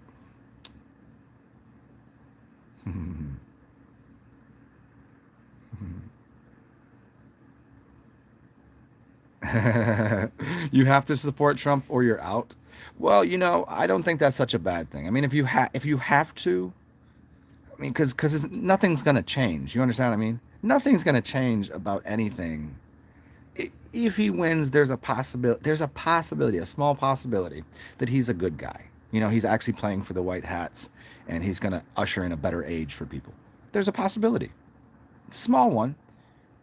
It's I might be grasping at straws. I might be grasping at something, but obviously there's a better choice between the two because that's what you got. There should be 100 things that you could, but it doesn't matter that there's a centrist. It doesn't matter there's a Green Party. It doesn't matter that they're not going. They're not in the debates. They're definitely not going to win. So I mean, if you're running a corporation, which the United States is, I would choose Trump. If I participated in such, the lollygagging, the fucking whatever the hell's going on. It's fun to watch, and I hope for most people that Trump becomes president again, or there is none at all. I'm all for that. I'm all for anarchy. Let's go. Can we show people what a true anarchist corporatocracy is? If you really want corporations to run the world, I mean they are, but it's disguised. The corporatocracy that is this country is disguised by politicians and news media. So people don't even notice that it's corporations doing all the bidding. Get rid of the politicians and politicians and watch the media. Now they're going to have to just say what it is. You know, who's represented, like what company. Like you should already know that all the politicians should be wearing, like they should be like in NASCAR. In NASCAR they have all of the, on their cars and on their jackets they have all the different sponsors. Well, that's what they should do with all of the politicians. Shouldn't they wear the same thing? So here's who's sponsoring them, and they have all of their here Kellogg's and here's this Media One, this and that. And then you know who you're sponsor. You know who you're supporting. You know the ideas you're supporting because that's really truly what it is. Now get rid of the politicians, get rid of the government. Now you're just gonna have to go. Who do you support? What corporation? What enterprise are you part of? Now things would change. People would have some choices to make, legitimate choices. And also those large corporations, I bet if it would allow for other corporations to open up, the smaller ones would become bigger because people would want to work there. People want to support and be part of something that is actually better. They wouldn't want to be part of companies that are poisoning their children. People would stop working there because it would be very obvious what companies were what. So it would change things. But as far as if you have a business being run, Trump seems like the only reasonable choice right now. Yeah. Yeah, he is said to be the last one. I don't know if he's the last one in the sense that they're gonna bang bang, bang bang gang, or it's gonna be an assassination attempt, or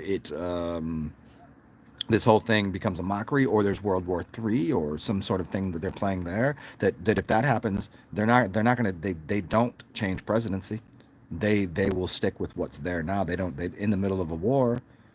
If there was a war going on, they're not going to switch presidents. They don't do that in the middle of war. They keep him as commander in chief.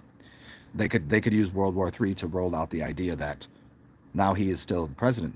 We're not changing over now. There's no reason, and nobody in their right mind would actually want Joe Biden running this country out of nowhere because he is insanely retarded, right? And they wouldn't want him running a military. You wouldn't want that.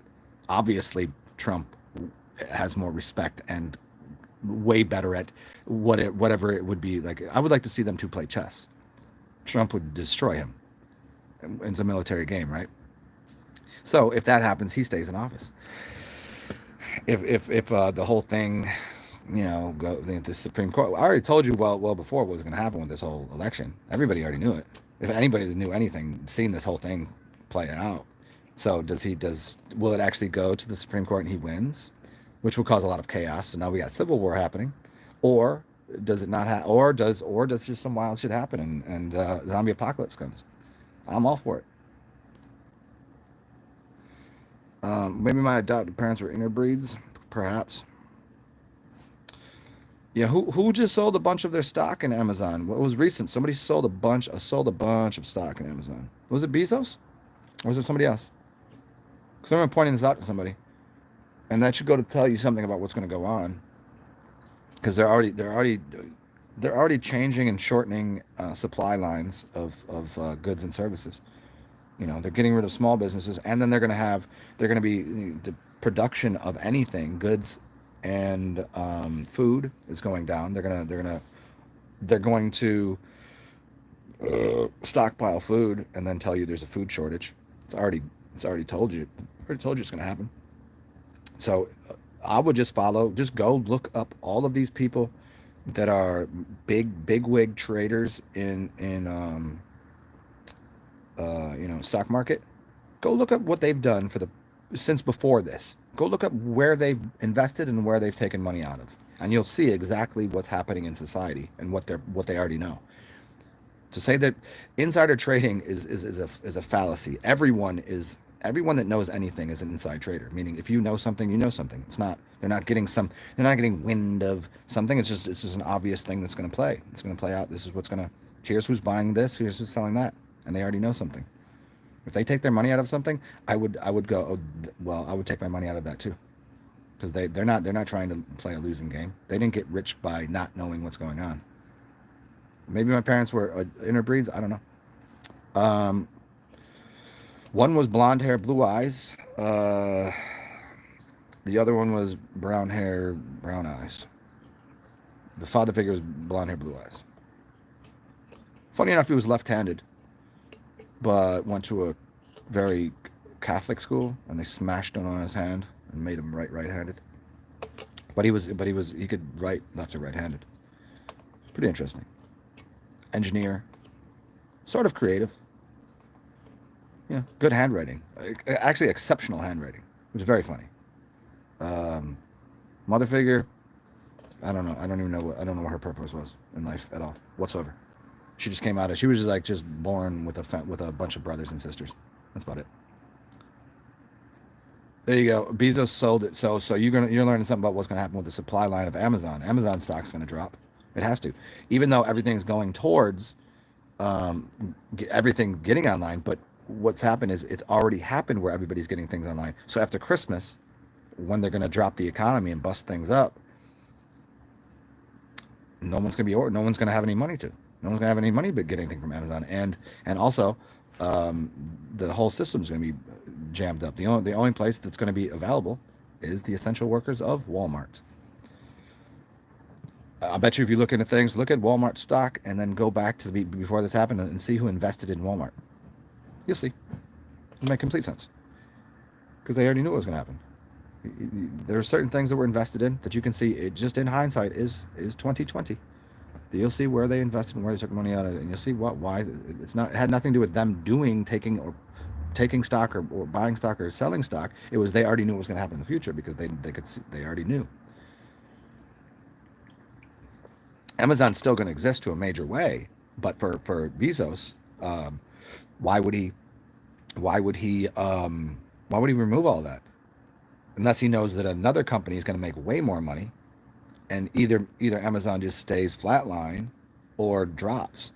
There's no reason to take out that much money. It was a shit ton of money. For him, it was no money. It was nothing. But an investment's an investment for these people.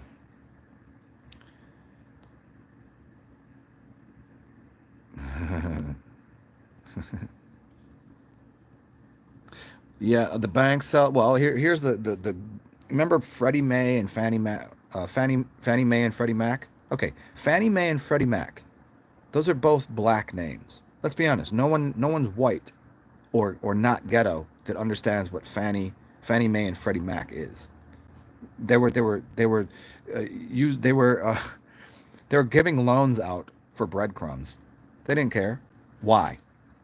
They were giving loans. I mean, everybody knows about it. It's a scam. I don't even know if anything happened because of it. Who cares? But what they were doing is they were giving loans out that they knew people could never pay back. They knew it. They didn't care because it's not about money.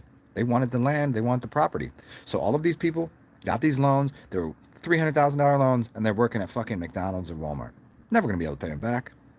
After 6 months of them not being able to pay, all of a sudden, foreclosed in the house, foreclosed the loan, they out. Now the bank owns that property. You know how they own that property now? For nothing. They just got that property for free because all they did was give somebody fake money that they couldn't afford to pay back. They secured the property and then gave it back to the bank. Now the bank owns that property. Before that, the bank didn't own the property. Now the bank owns the property. Now the trick here is what's going to happen now that banks are going to cease to exist. They're going to cease to exist in the way that they do now. They're going to be doing something else because they do have. I mean, but there's enough people understanding what the paperwork is.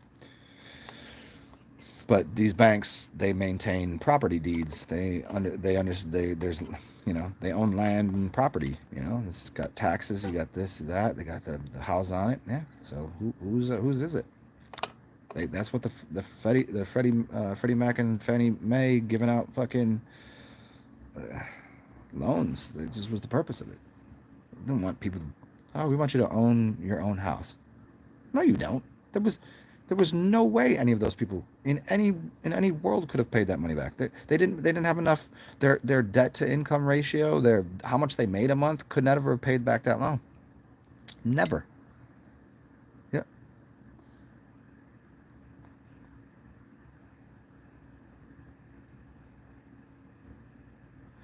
Matthew Maxwell. Well, I don't really. The Trump game is a very big game, especially considering all of the other things that are outside of that. Whether how much he's controlled by what you can see as the families, or how much that is going behind the scenes, and whether or not he is connected to a deeper secret society, which I think is a possibility. Which means no one will touch him, because if he's part of just because you're a Freemason doesn't mean you're not a Diaboli. It doesn't mean you're not part of Intrepidity. But nobody knows what those are. Nobody knows who's part of those, except for the people that are Freemasons. You go, no, you cannot touch him.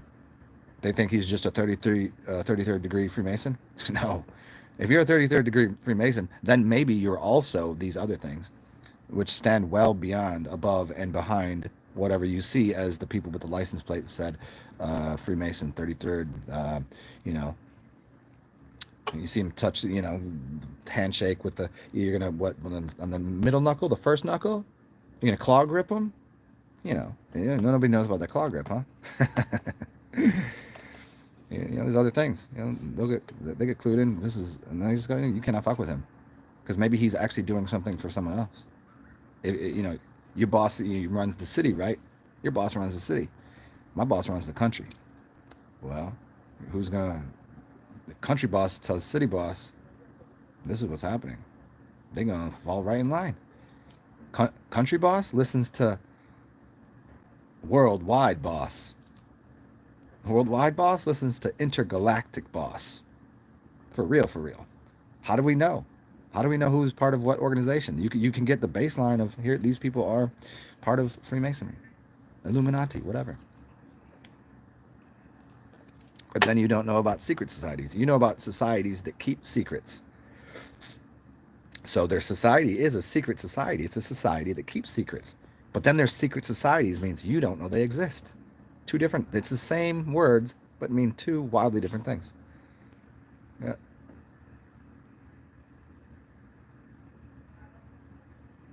Kaizen Direct. That's so funny. That's how I used to sign off all of my greetings. Kaizen. It means good change. Kaizen means good change. And you know what's funny? My best friend named their child Kai. And isn't that interesting? And my favorite knife in the world, it's Kai, Kai. It's a knife. If you want to look up knife companies, I'll show it to you.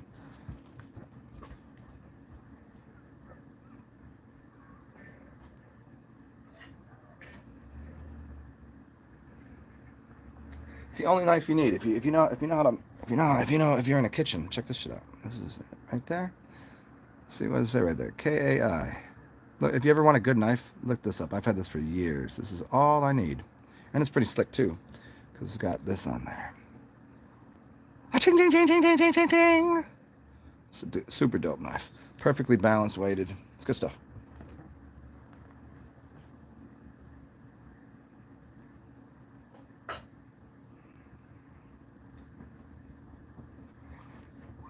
I don't want to have to use that. I don't want to have to use that to kill zombies, though, because I just like it for my food. You know what I mean? I don't want to have to kill zombies with that. That's why I just want to get a sword.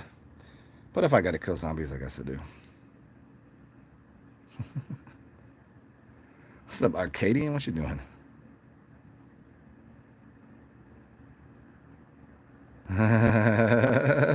Arcadian. You know what's funny? I went outside. I went outside a couple nights. Well, 2 nights in a row, because I wanted to show you guys the lights. Because they light up City Park, and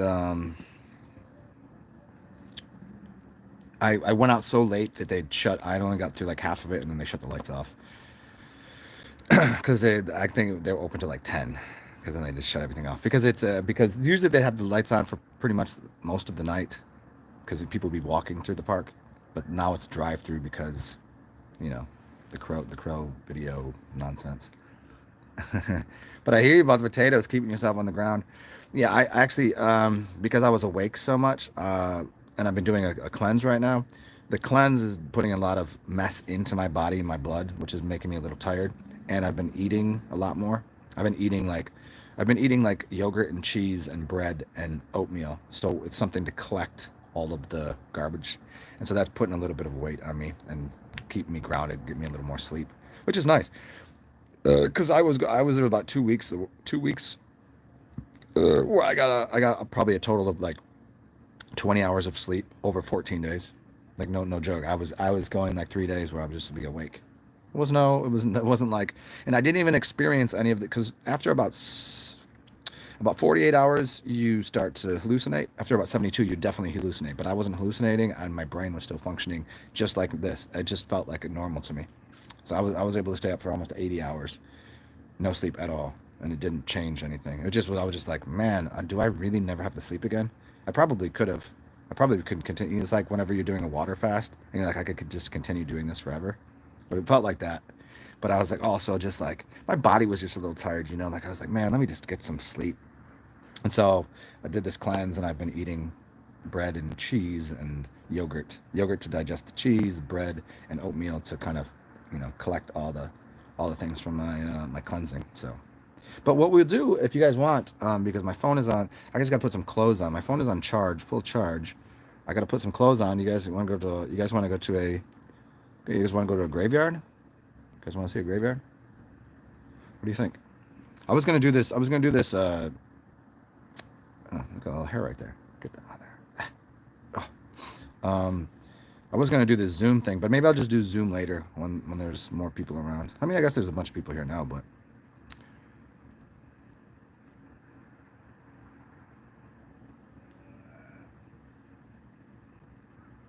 yeah, some of the property they definitely resold, but they resold to who they wanted to have it, which were already in line with what they were doing, and they were making, they're making ducats off of it.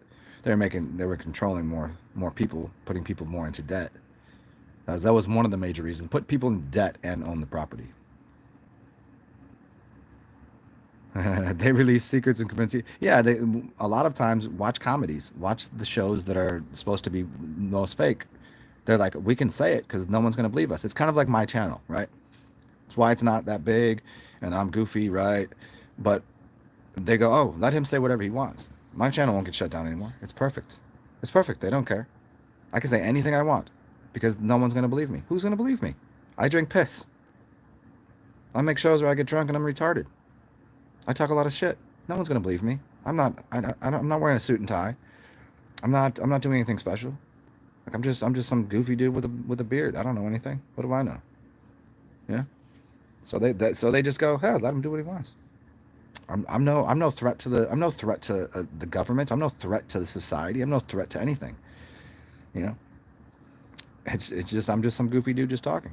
And the only people that listen to me, it's like preaching to the choir. There's only few and far between new people will come, and they're like, who the fuck are you? Why do you know all this? And they'll kind of be curious, but all in all, my channel will never be big because nobody will believe me. And they just get in the way of everything. Yeah, release secrets. So watch the movies, man. Watch the stupidest movies. They'll tell you the most secrets.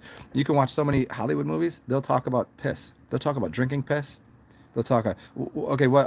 Dodgeball. Rip Torn. Isn't his name Rip Torn? He's sitting in the wheelchair. He says, "I drink my piss because it's sterile and I like the taste." There's movies where they're pissing into a fountain and they get younger, or they change bodies. There's all sorts of movies where they're supposed to be comedies or this, that, and they'll reference urine. They'll reference drinking piss, or pissing on someone, or pissing in a fountain. It's always there. No one believes this is a comedy. They're just joking. No, they're not. But you're not gonna believe them anyways. You can't have a serious movie where people are just sitting around just sipping on some piss. Nobody take it serious. I drink my piss. No one take me serious. I did not know. I did not know that was his. Yeah, that's hilarious. That's a lot of people. A lot of people have. Do you know who else's son is named Kai? Maya and Jin's girl. See, now I only knew that after. I didn't know. I forgot. See, I knew that before because I used to go by Kaizen, right? And I had talked to Hippie Island years and years ago, and just say, "What up?" Oh, I didn't. She goes, "Oh, it's Kaizen," and I was like, "Yeah, it means it's good." She's like, "My kid's name is Kai." I was like, "My name's Zen." That's so weird, and it's just something that was in the back of my mind, and I never even made the association that was her until way later, like years later, like because I just talked to her like a couple times, like just on like a video of piss drinking or something. I don't know, and yeah, so yeah, Cora. I forgot about Cora's son. Yeah, Kai. And yeah, so Kai, just interesting, and her kid's name's Kai. Yeah, it's a really interesting name that came, and Cobra Kai. It's a really interesting name that just came out of nowhere. Like no one knew anyone named Kai years ago. Where did that come from? There had to be a catalyst for that. You know what I mean? There was somewhere, someone, some way, like catalyzed that. Said this is a good name. Well, and I knew that a long time ago. That's why I used to sign everything Kaizen. Zen basically means change, basically, and Kai means good. Now, if you research the etymology into different languages, Kai is associated with water. And you say good water, good change. So Zen is a lot of things. It's everything. It's like the Tao, what is not the Zen is not the is. There is nothing that is not the Zen. There's nothing that's not the Tao. It's the same thing. It's why a specific form of Buddhism is, Zen Buddhism. It's a different realm of it. And people that teach the art of Zen Buddhism, they're different kinds of teachers. Alan Watts talks about this a lot. You have a teacher that might smack you in the face and beat you on the wrist and then laugh. And you have others that are dead serious and others that are just joking, and just different ways of teaching a similar practice. But yeah, Kaizen, I've always liked that. That's just a lot to have what's your name? Kaizen. I would tell everybody my name's Kaizen. Let's get another beer. And hey, everybody here, answer me right now. Do you want me to go? Do you guys want to go over to the graveyard?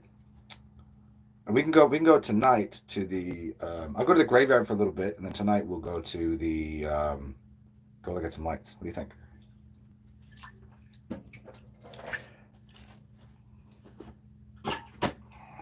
Is that a yes? Is that a yes?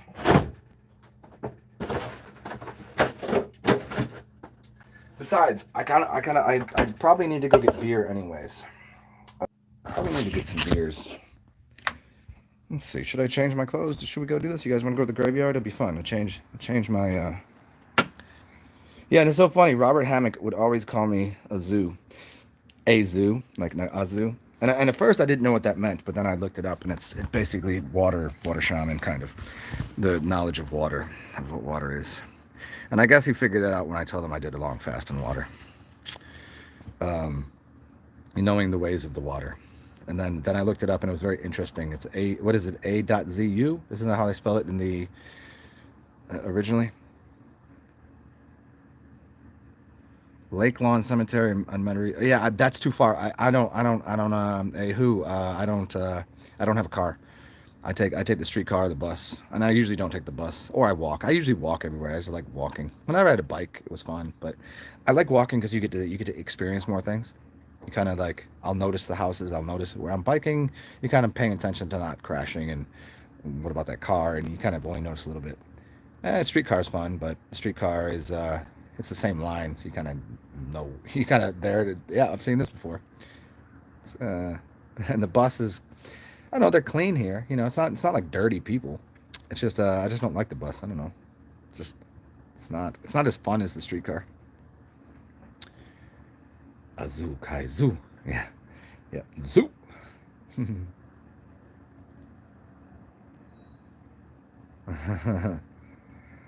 Interesting. Hey, what's up, Jack Murdoch? Go to the graveyard. Good. Okay. Yeah, Kaizen is a Japanese word, and I didn't even know that. I didn't even know that Kaizen is a Japanese word altogether until recently. I knew Kai on its own and Zen on its own. I didn't know what they meant, and then I put them together. I didn't know Kaizen was a word. I never knew that. Even when I was signing things off Kaizen, I knew that because of studying etymology and looking into language, I knew each word individually. I never knew it actually meant that. Continuous change for improvement. There you go. That's exactly. Yeah, that's so funny that I was doing that for years and years. Even before I was making videos. When I was doing my WordPress back to 2000. I think I started in 2011. I was doing my WordPress, so I did that for, I don't know, 5 years. So anybody that doesn't know, that you want to see some of my early thoughts, if you want to see how my mind works on paper, I write as free-flowingly. I don't really edit my own work too often. I used to. If you ever wanted to read something I wrote professionally, where I'll clean up my language and I'll put the period in the right place and make it sound like I'm authoring something. I do. I used to write like that, but then I just started free-flowing and writing. So it's zenalchemist.wordpress.com. Zen Alchemist, not Zen Alchemistry. Zen Alchemistry is my email. zenalchemist.wordpress.com, and then you could look through there and find some really cool shit on just about anything. Language, etymology, piss drinking, I don't know, ciphering, just weird thoughts that I have. Yeah, check that out. Are you allowed to carry a knife in the States? I don't know anything about it. I'm sure you can. I know people that, I mean, well, like, what? That's not a knife. This is a knife. You know, I don't know that you can carry. There's probably at some point it becomes a weapon. I think if you were to carry around a 12-inch blade, they'd probably say that's a weapon. I don't think you'd get 5 years. I think you'd probably get fined or maybe thrown in the clinker for a night. You know what I'm saying? Like maybe. But I know people. I know cats that ride the train. You know, like gutter snipes. You know, like the dirty kids. You know, they carry big blades. They're gonna do anything because they got to protect themselves. If they're sleeping out on the banks of way down there, and they got to protect themselves against each other, all the other crusters. That's what you call them, crusters. But the general public, I think, and I know people that carry blades, like not a switchblade, but like just a little blade. I think under 6 inches, I think you're pretty good. I don't think anybody's gonna really do anything. Cops really don't really Cops, unless you're doing something with it and trying to murder someone, I don't think they really fucking care. It's like speeding or driving without a license plate or, you know, even drinking and driving. They don't really give a fuck. Just don't hurt anything. That's about their size of it. So yeah, I don't know. I never looked up the law. I'm pretty sure you can have a blade up to a couple inches probably. Lincoln, alcohol is not healthy. That's completely untrue. Alcohol is very healthy. Alcohol and spirits are very healthy. They're one of the most cleansative things, especially here. Go. If you think alcohol isn't healthy, if you're just saying that, or if you think that, or if you really believe that, there's many different things. Go read the book by Stephen Herod Buhner called Sacred Herbal Healing Beers. Beers are exceptionally healthy. They're cleansing. They're shamanic. They're healing. They're very good. Just like alcohol is very good. How do you think people take tinctures in? They use it's a gateway to bring elements into the body, and it speeds up a process. Yeah, so alcohol is very good for you. Large quantities, not so much. And most people get fucked up because whenever they're drinking a lot, they're idiots and they eat all the fried food, and the fried food is what's fucking them up, not the alcohol. That's facts.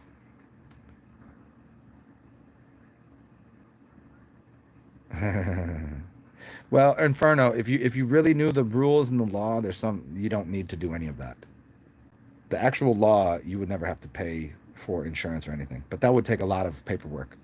You'd have to know a lot of things. You'd have to do some studying before you could get away with that.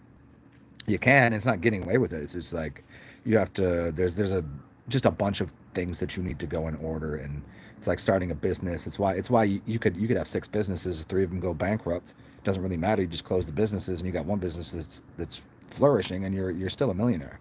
You know, just because three businesses failed. It's corporate. It's turning things into the corporate enterprise that they are, and then they can't touch you. So it's just yeah.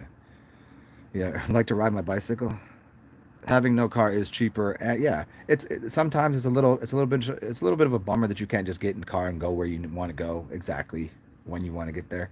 But yeah, I haven't had a car for a long time, and I enjoy it. I enjoy the it's a little more freedom, in fact, and just and it makes my steps more purposeful. Like if I could just go across town, I would do different things. Like I'd interact with different people.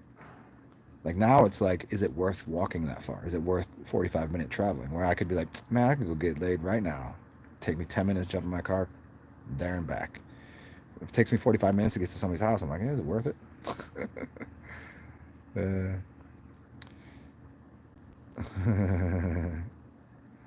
uh, Maybe I was Japanese.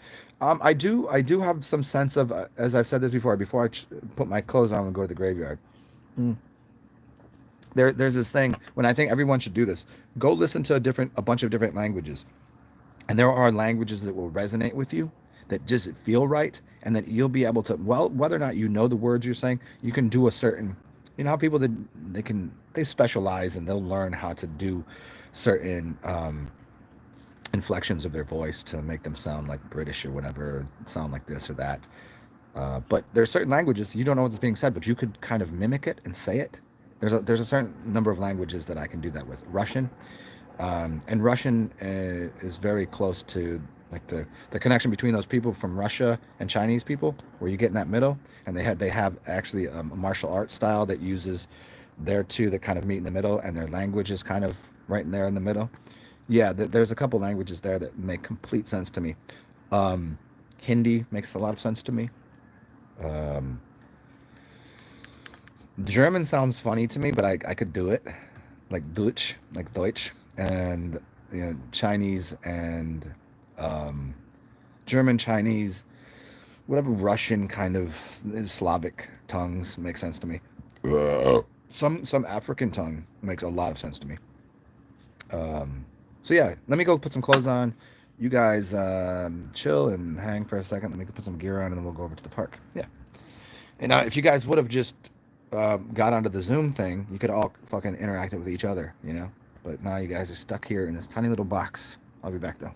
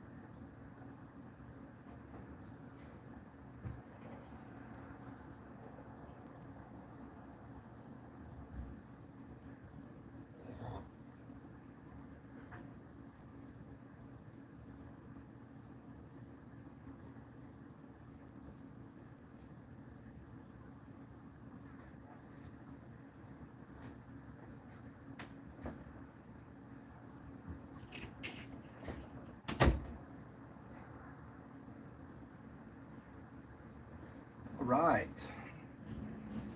Perfect.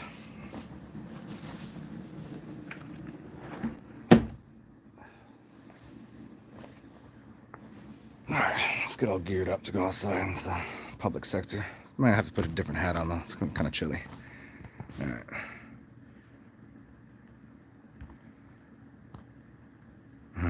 Matthew. Yes, I'm quite goofy, and this is only the beginning of the goofiness. Yeah, we head to the graveyard right now. Who?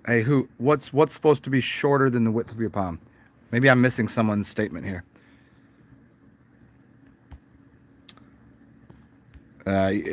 Who? Addison? What do you mean it's supposed to be shorter than the width of your palm? What is?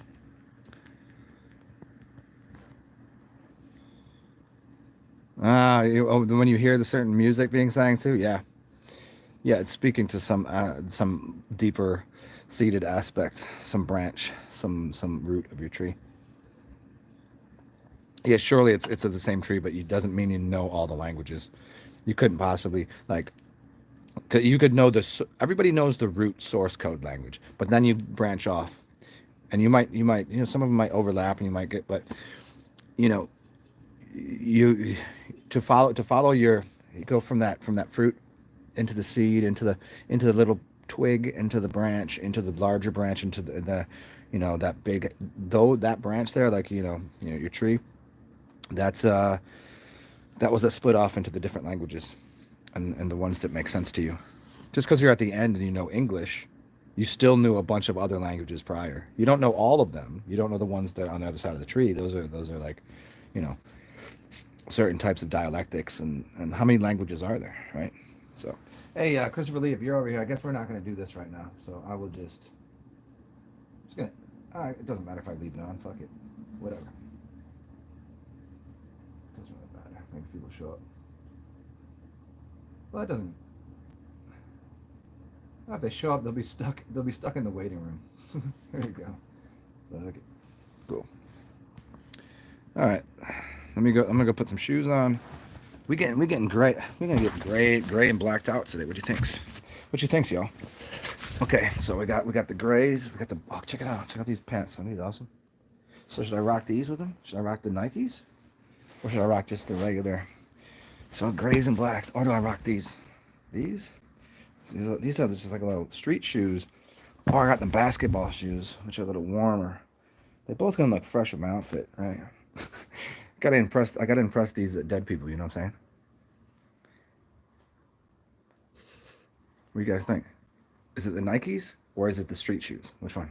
Somebody. Nikes or street shoes? Nikes or street shoes? Which one? Which one's it gonna be? Pick one. Da, da, da, da, da, da. Somebody, make a choice for me. Do it now. Do it. Oh, you say you go with the Nikes? Well, you play ball? Because why would you have to be oversized? I don't know anything about that. Probably, probably because it's so poisonous it will kill somebody smaller. I would guess. One of each instance. Yeah, you know how as much as if I had two of the same style of shoe, I would do it. But you know how weird it would be to walk around with a sole that's like that big on one and that big on the other, and one's flat and one's contoured. So I guess it's the Nikes that are happening. They're more comfortable anyways. So let's rock these little Nikes out.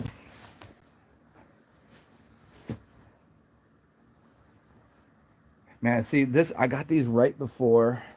These shoes are mad dope, dude. These are super nice shoes. I got these right before before the whole, you can't go outside, lockdown. They actually got rid of the basketball hoops. They every park that I tried to go to, I used to have one across the street from my house. They took the hoops off of the backboards are there, but there's no hoops. Everywhere I went. And I got these right. Oh, that's so funny. Whip it. I gotta whip it in my pocket. You want to see what I just found in my pocket? Does anybody know what this is? I was like, "Ooh, is it used?" No, it's already used. I don't know why it's in my pocket. I guess I had a party the other night. Yeah, I think I went to a party a couple weeks ago. So anyways, yeah, I got these because I wanted to play basketball, because I want to get back into playing, because I used to play a lot. And yeah, then so these is why they're super fresh, because I don't really wear them out. I would wear them for basketball. Okay. Oh, let me get a book bag too, so I can put some beers in here. Beers for the journey. Oh, that's right. I got my. Oh, nice. I got my amp. I got my speaker in here.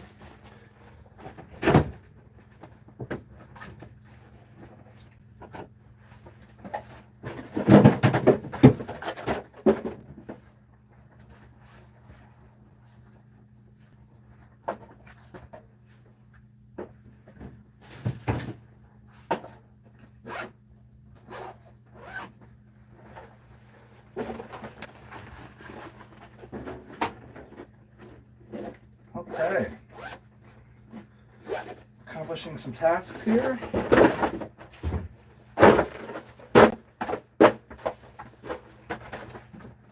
Got beers.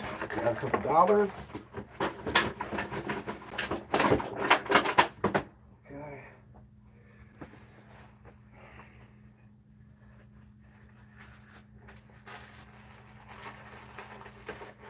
I'll be with you guys in 1 second here. Just finding. Let's see. Just gotta find one more thing, and we'll get out of here and go look at some graves.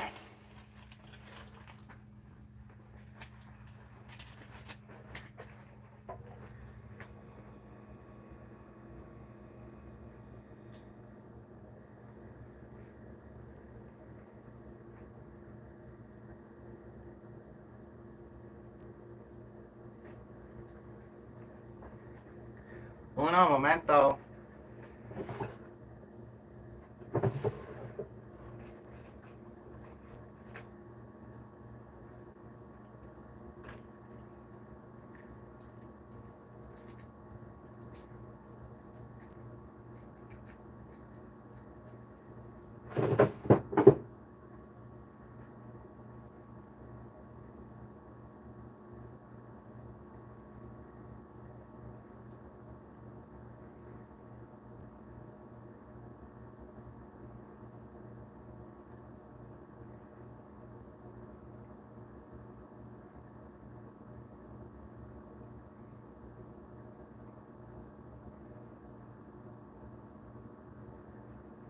Okay. Just got my keys, got my book bag, and we are about ready to get out this bee. Let me go explore some graveyards. Okay. Come join. Oops. Come see, come saw. Okay, welcome. Welcome to this thing that we're doing here. And hold on, I'm gonna put this other hat in here just in case. Oh, in case it is that cold. I didn't look at the temperature. And where I am in my building, it stays kind of warm up here. Like even if I open my window and it's 45 out, it doesn't feel like it's 45. It always feels warm.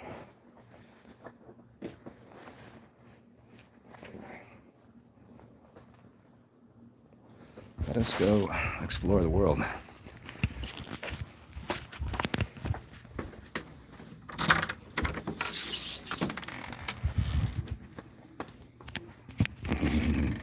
Welcome. We're going to take you back home.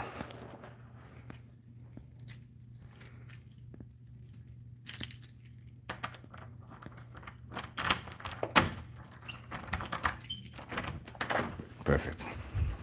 Perfect. I'll show you a bird's eye view of this. We're going to go right there. See all that right there? We're going to go see those things. Oh, yes.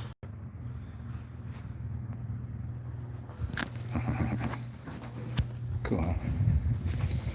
If this cuts again, it's because I'm on an elevator. With an elevator to evade L.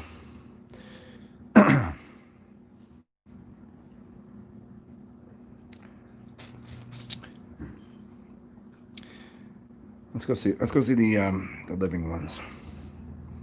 It's the dead walk amongst you. The living people are actually the dead people. That's why I'm convinced of this. I wonder if my grave is somewhere here. Maybe one of these graveyards. Maybe that's why I was so attracted to coming to New Orleans. There's something that just drew me here. Maybe my grave is here. It's like it's already here. Like I'm already buried, but this is me like walking around amongst the actual dead. But I'm the living one because I just jumped out my grave, and I just haven't been to that graveyard yet. Maybe it's over in this. Maybe it's over here. Maybe my name is something. Maybe it would just strike me that that's me. That's my grave. Anybody ever thought about that? I mean, because it's really interesting in this city, right? That every tomb is above ground, and they say it's because of the water table. They say that. I don't know. I'm not certain. It's taken a while. I think it's for a different reason.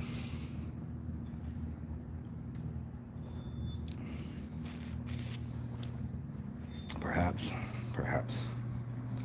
Oh, yes, get on this one. Let's go this way. Come join me. Let's go over here.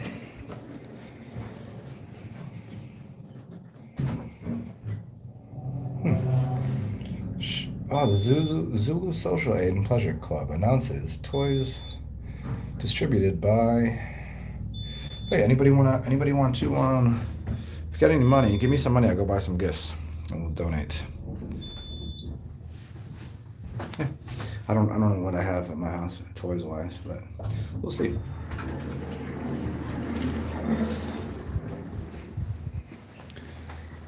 Oh yes.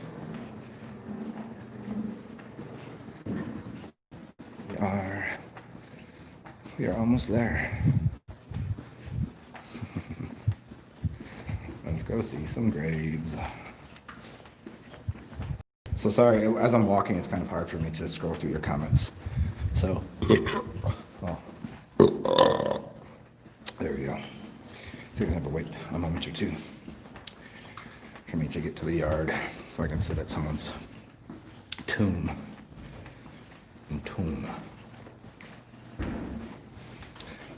It's right, some people think graveyards are spooky or scary or something. I don't know. I find living people more scary and spooky. I don't really. I don't really find graveyards to be weird. I like them. They're very comfortable to me. Ooh, it is a little chilly out here, huh? Okay. See, I could get over there. I could jump the wall right there, but like at nighttime. But that's the night, like I could just jump the fence over up here too. Huh. Some graveyards are cool to go to at night. They usually close everything at sundown though. Some of them are a little more difficult to get into, but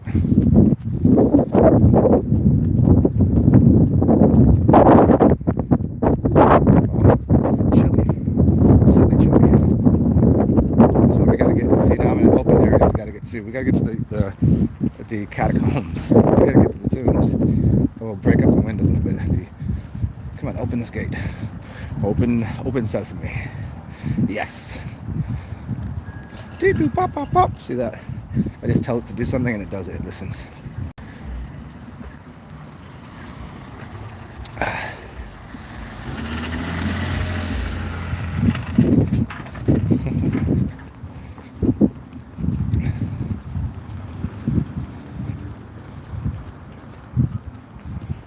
Okay. Don't you worry. We'll be there momentarily.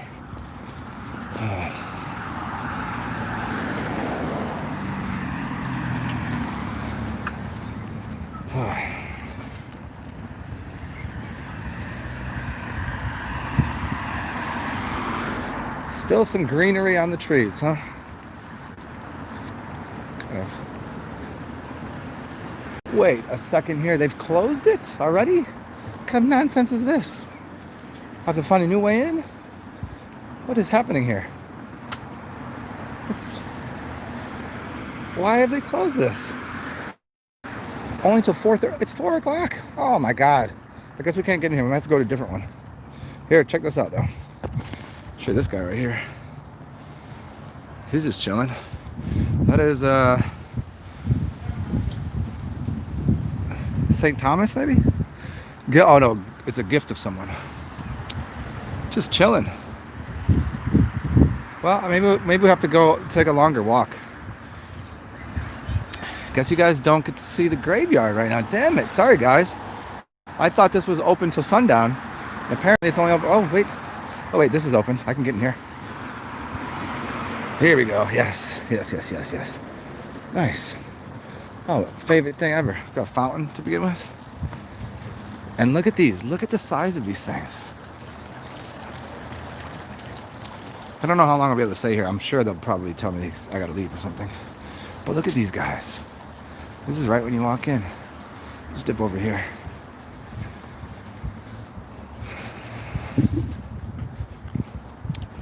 Yeah, the other ones are open later, so we could go there. Wow, I've not been over to this part before. These are the super duper gangster ones. Look at this shit. Do you know how much? Hey, you know what's funny? What did I just say? What did I just tell you about finding my grave? Do you know what my birthday is? My birthday is June 4th. Look it.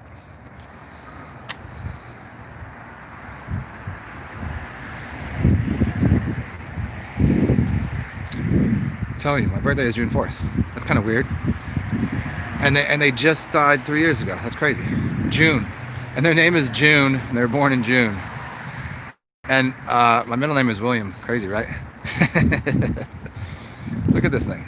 Do you know how expensive this would be to build today? Do you know how much? What is that? Red granite marble? What is that? That is a ton. Bill in June.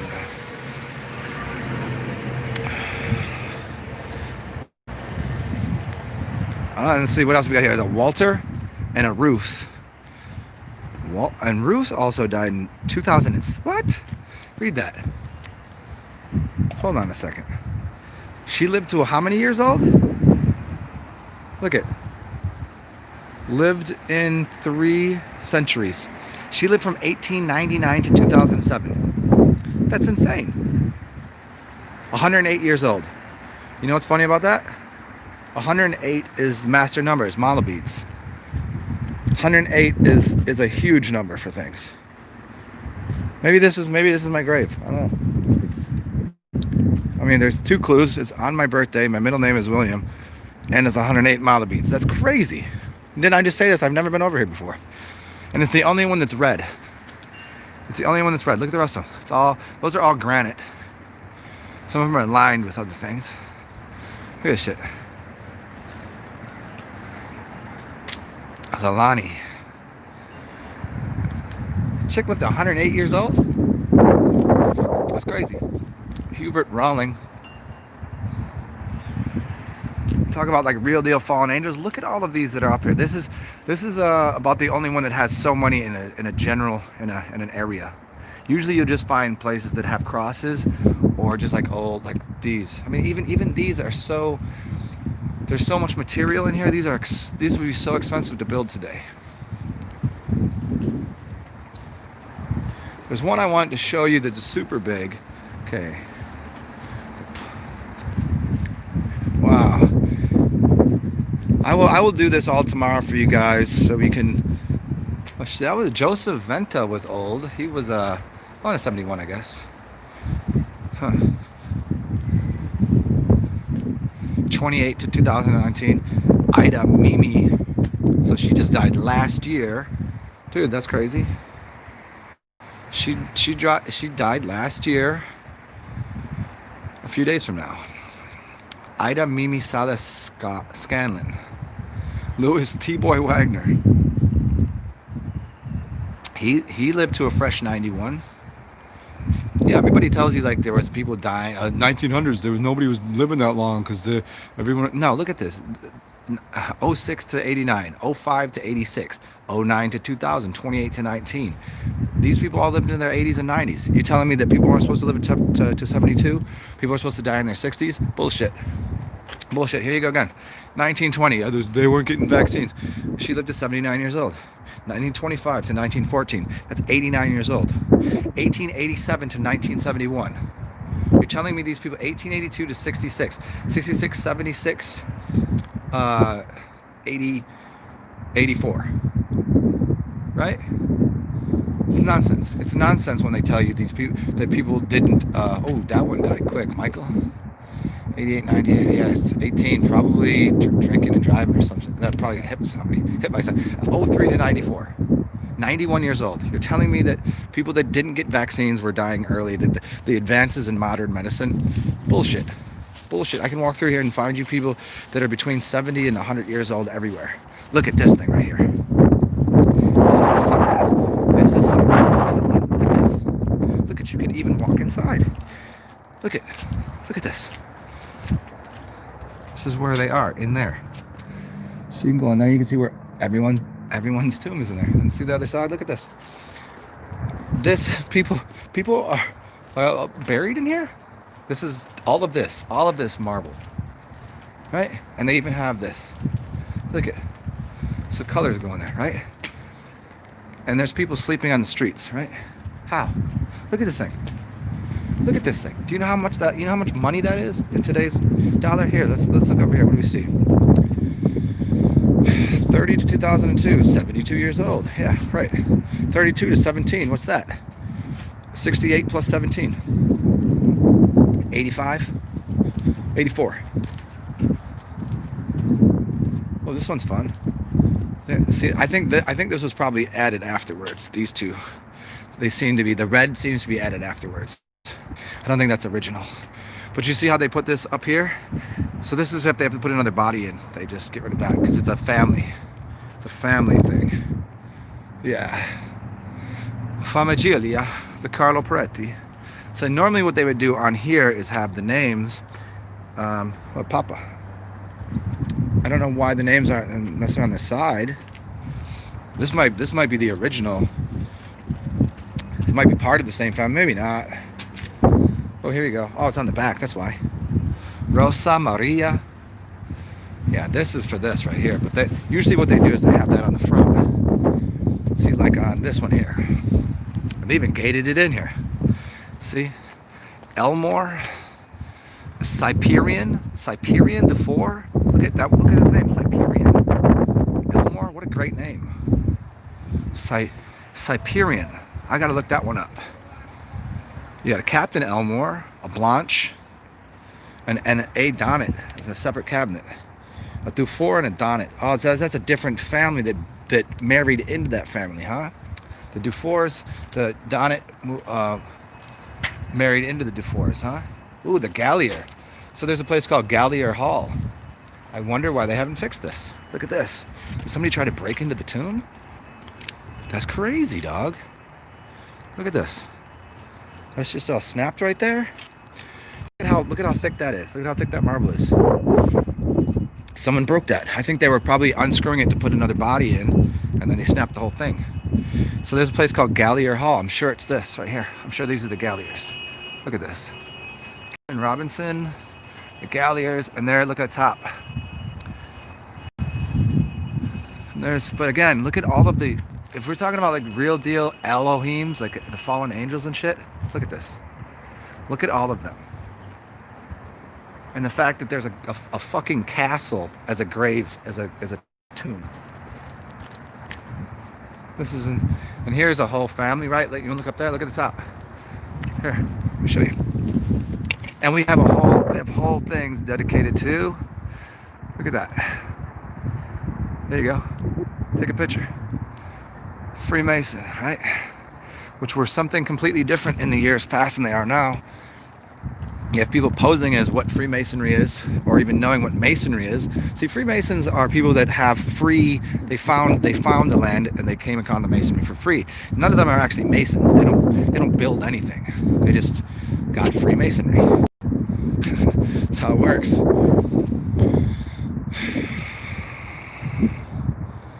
Huh. 45s. Alfred and Mary, both born in 45. They still around. 43 still around. 41 still around. 40 Mary Ann, June 21st. Mary Lou, Mary Ann, Alfred, Eugene still around. And 36. Charles Ferry's on there from 36.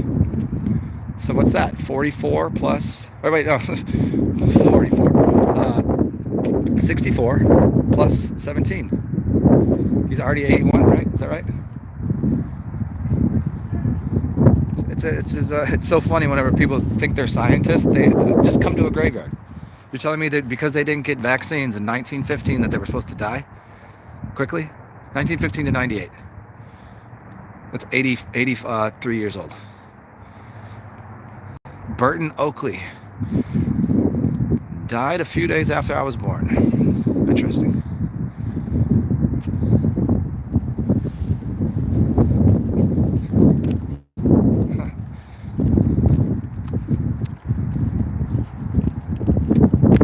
Yeah, as soon as I can find somebody that has a seat, I'll come talk to you guys. I will check the comment section. Sorry, I've been kind of enamored with these. I've been through here so many times. Look at how far this goes. And this is probably a smaller graveyard. Well, this is a fun one. Look at this one. Oh, they bricked this one out. This one's interesting because they would not see now. This is something they never built these with bricks. Although that's all of the old ancient work was done by the Tatarians with brick. Unless this is just to cover something up. Was it 84?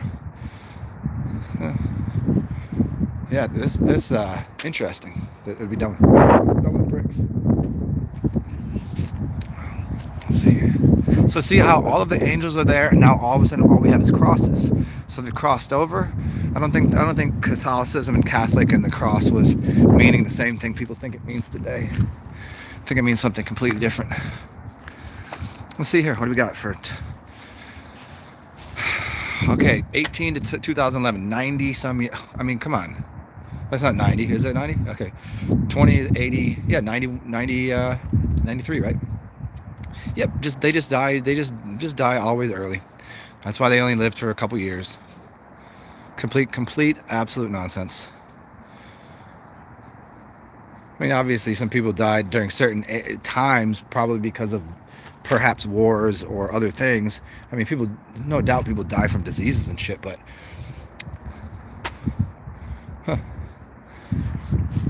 A lot of them could be wars, or I bet we could probably find out a much closer date to see, say, the last reset or apocalypse or things that occurred, and people probably die around the same day in different areas. 13 to 99, 12 to 05. Another. Come on. And this is one graveyard, and I'm finding people that are in their 90s. You know how many people you find in your 90s these days? None, because everybody's filthy. Because it's not advances in modern medicine. It's how to lie with statistics.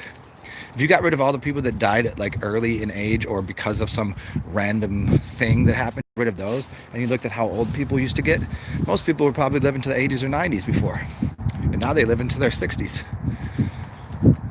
And yeah, thanks to modern medicine, right? Just a wall of dead bodies. Where are they? Hey, Jung, Carl Jung, huh? Mary Young, Marcel Young.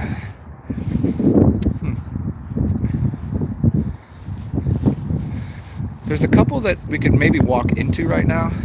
Hopefully they don't lock me in here. Hopefully I can get out of here. Man, I would love to have to sleep in here for the evening. This is fun. So somebody came out here. I see people still respecting the dead. Just put that up. Yeah, 07 to 96, right? Huh. 1892 to 1986. 96 years old. Yep, 96-year-old. You find a lot of those out here, right? I'm just sitting looking at people that far outlive anybody that is living these days. They were born in the 40s, 50s. They're already dead. This doesn't happen too often here. Yeah, because of modern medicine? No, because these people, probably the only reason most of these people even died at this age was because of all the shit that they did at the end of their life when they started feeding people garbage. Hey, Johnny Cash. Anthony Robert Cash. Joseph Cash. Edna Cash. Lived to 87 years old. Makes a lot of sense. My hands are freezing right now. Fucking, I gotta sit down here. That's fine. There's a spot we can sit. Right up here. Oh, I wonder whose family this is. See that? Brick that one in. I mean, just look at how big these are and how much care and everything that went to someone's dead body. It couldn't just be. Why not just put somebody, on a raft and light them on fire? Why not just bury them in the ground? Why not just put them in a box? Why all of this? Why all of this? Even if it was because of the, because what they say is because of the water table is so high in New Orleans that they had to bury people above ground, they wouldn't go through all of this. This makes no sense. This literally makes no sense that people were being buried years and years ago. So some of these are from like 1910. This was built in the early 1900s, if not 1800s, right? 1910. So it's probably built in 1910, right? So 1910, people in this country are poor as fuck. They don't know how to do anything. They're barely getting a Model T card, and they're doing this for everyone. The entire city has these everywhere, and some of them are even from the 1800s. And this is what they're doing. This is how they thought the best way to go about getting rid of a dead body is, unless they know something that other people do not know, which I would suppose is the truth. Why when people are buried today, you find a tiny little headstone and then their bodies in a wooden box? Well, I can tell you all about why it's in a wooden box. Because there's certain types of material that do not let. It's about containing spirits. It's about piezoelectricity. It's about contacting past lives, realms, things like this. 1829 to 1868. So the person in here. So this was built in 1868. Yes. They didn't move their body afterwards. They built this for Pierre and the rest of his family. So this is the Marais, means water, the water people, the Pierre Marais. For his family, he built this, or somebody built it for him. Why? Oh, so look at two Lowells. Lowell Bervant M. Junior. Oh, it's a junior and a senior. Isn't that interesting? Oh, here, you want to see something crazy? Let me show you. Show you what happens. Lowell was born in 63. And he was born in 36. Interesting. See the inversion of 36 and 33? Just fun. But so who died first?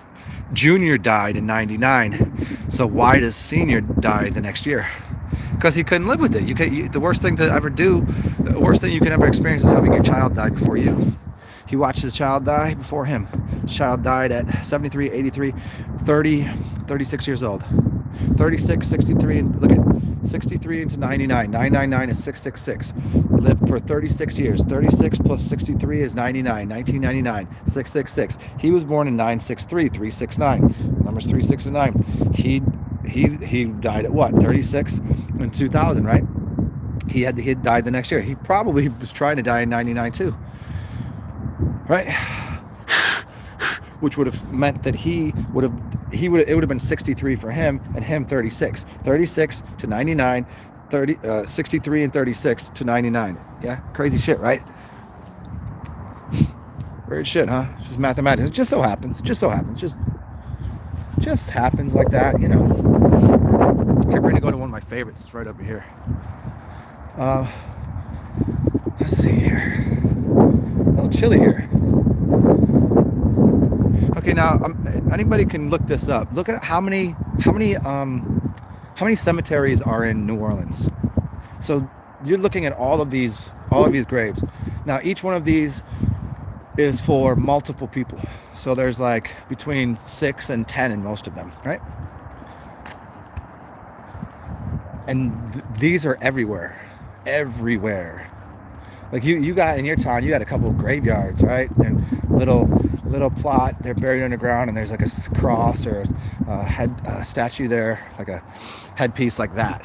It's like that, but these are above ground. So these are, yeah. These people were not fallen angels, huh? Maybe they were. Maybe everybody else was. So they have no crosses here, right? They have no crosses. This is, you have to understand this.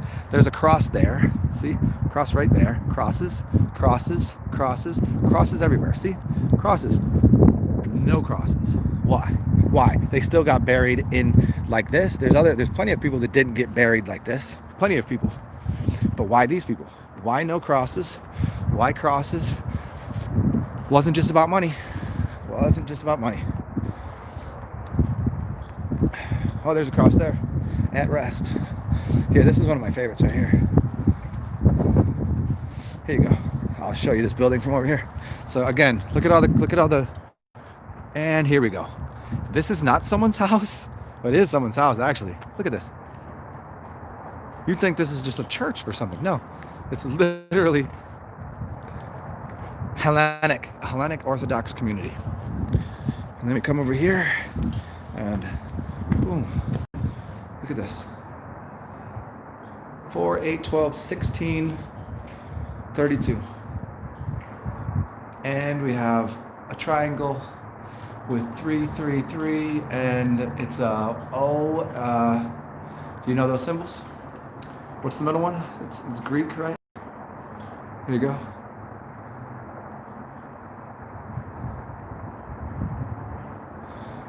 Crazy, right? And then there's XPI. You know about XPI? There you go.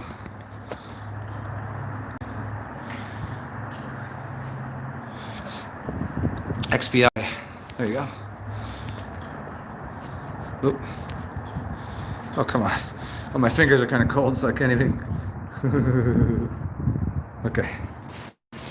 Well, I gotta find a seat so I can talk to you guys. Where the hell are these seats? Oh, here. I'll show you one more cool thing, and then I'll find it. Oh, there should be some up here. Saint Michael the Archangel. And then what you have here? What's this? Saint Michael the Archangel. And then you have this, which is really interesting to me. Look at these. See how this is set up right here? Look at. Those are all ashes. People's ashes. This is set up almost exactly like the building that I live in. Right there. See the building right there? See how that building's set up? See it over there? It's set up just like this. Crazy, right? And that place that I live in, there's a lot of old people. A lot of old people on the way out.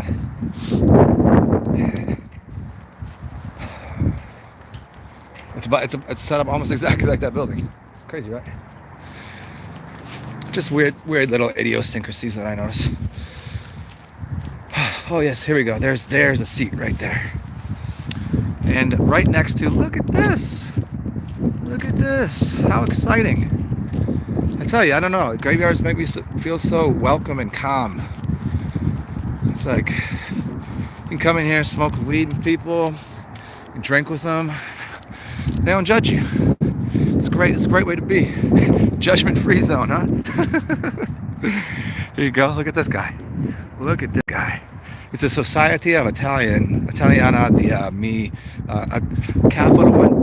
Capolatana. Okay, and you can walk right in here. They even let you. They allow you. Say hi. Just give a little respect. What's up, y'all? There we go. Right there. Look at the fish around the circle, right? With the crown on top. Look at this stuff, man. Look at this. Look at this, man. Y'all serious? You serious with this? Okay. We'll sit. Here we go. We got a bench, and we will listen to what Salvatore Cephalou has to say. And I'm gonna flip this around. You can see my dumb face. Let's see what you guys are talking about.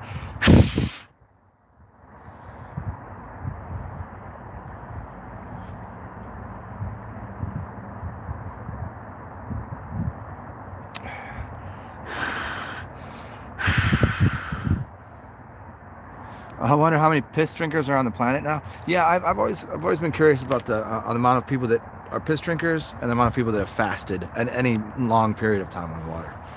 Those are two major, and it's a very small number.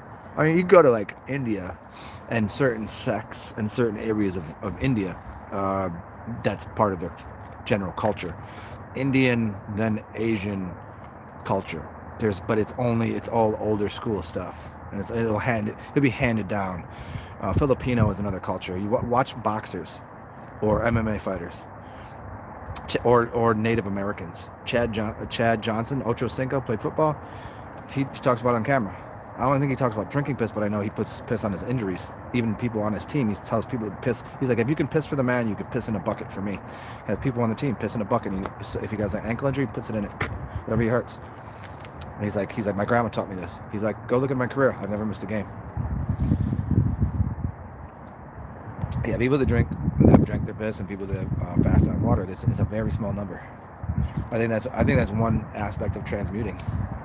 One aspect of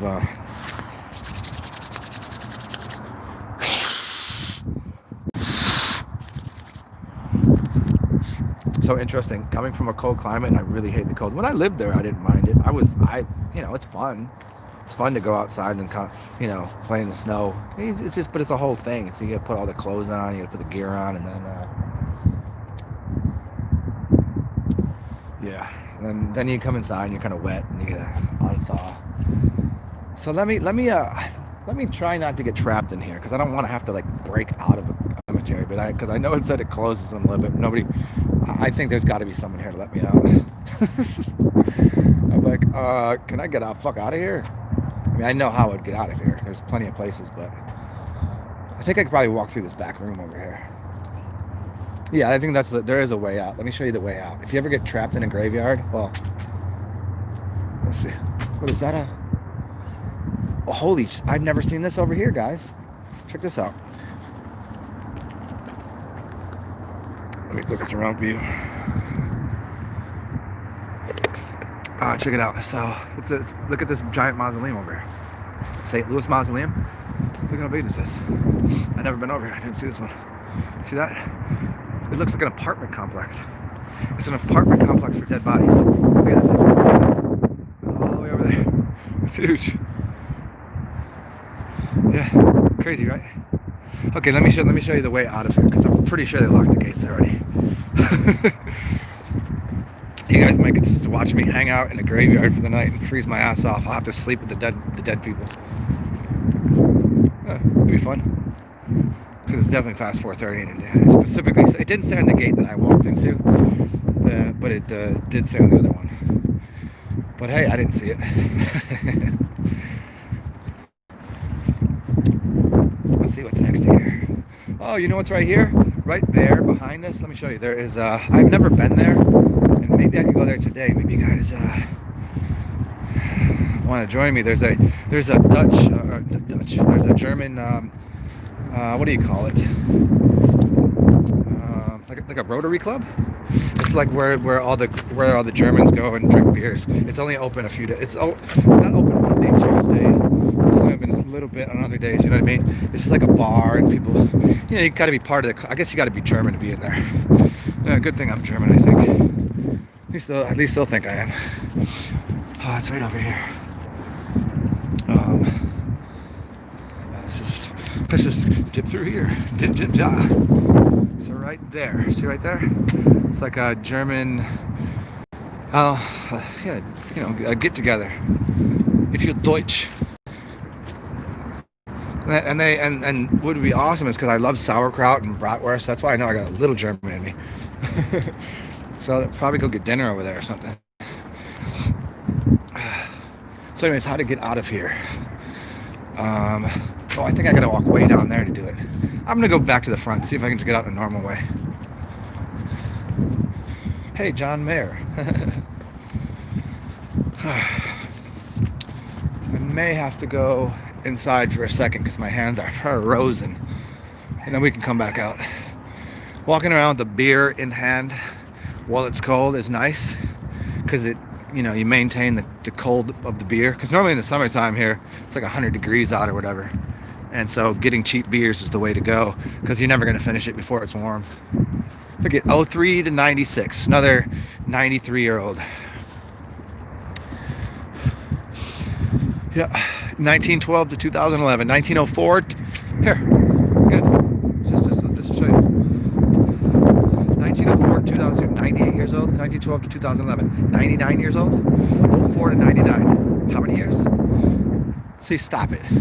Just stop it.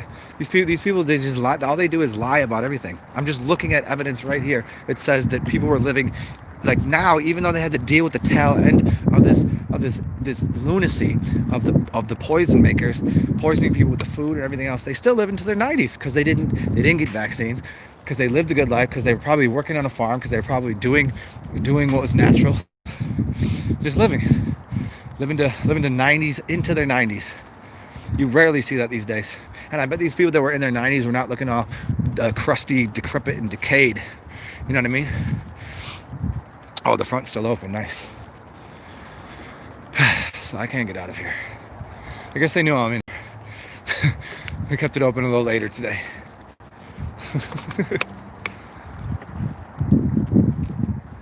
St. Francis Mausoleum.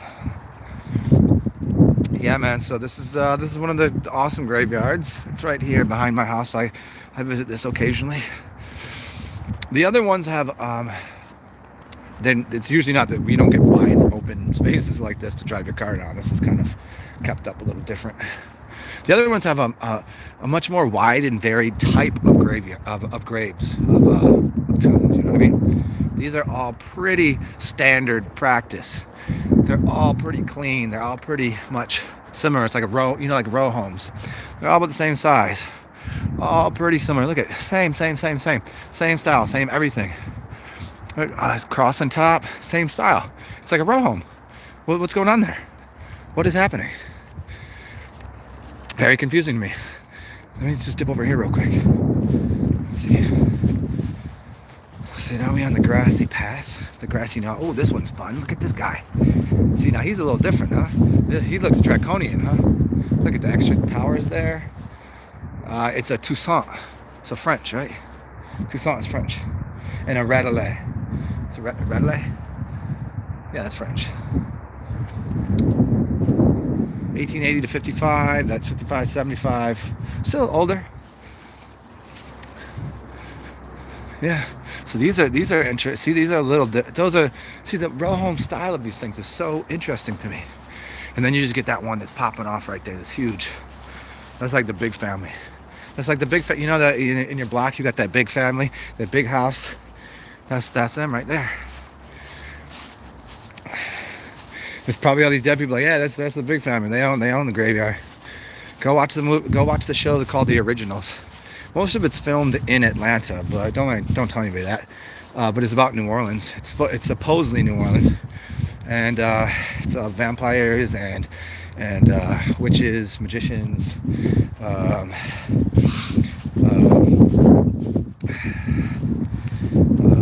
werewolves. Oops, can't get out that one. Oopsie. Maybe they did lock my ass in here. Let us find out. I will find a way out, though. Whew. Oh, here we go. This is interesting. They even put New Orleans, New York City. I wonder if they died in New York City. That's where they're from. It's very confusing. So, are we to get? Okay, so we're guessing none of these people are dead yet. Is that just where they are born? Maybe that's what it is. New Orleans and New York. Interesting. I've never seen those. I've never seen anything with the names of the city. Never seen that before.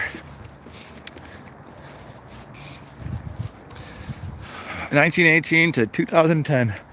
92 years old. Yep. Just so happy that oh, look at this.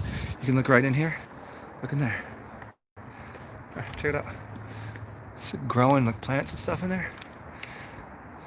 See, look at somebody's not taking care of that. Somebody says plus saves. Huh? Weird. What does it say? Drewy, Herbert Martin Heilbronn. Interesting. No one's really taking care of that, man. That's interesting. Oh, they got this on the front. They got the gate in the front here. I wonder what that's about. Ones that are gated are interesting. Again, even these, as someone's like afterlife houses and temples, they're built just like a row homes, just like a houses and shit, man. Some people got gates, some people got yards, some people not only a few places we find trees. There's one grave that it has a tree popping right out of it, which I think is awesome. Let's see. Oh, look at this. You guys want to see some cool shit? Hey, you know the name? Voorhees. Jason Voorhees? Is that Jason, right? Yeah, Jason. Jason Voorhees. Right? Look at this. Wilfred 89? Oh, wait, no, yeah, 89, yeah. Wilfred, Albert, Eugene, Sidney, Gabriel. Ooh, a Gabriel over there, too, huh? Paul, Annie, Albert. Interesting. A Voorhees. Cool. We found Friday the 13th, huh? I wonder if any of the dates they died was Friday the 13th. That'd be interesting. You know, there's some dates right there.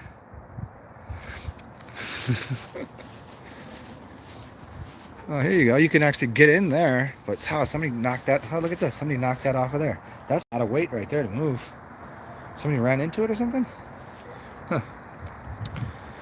Interesting stuff.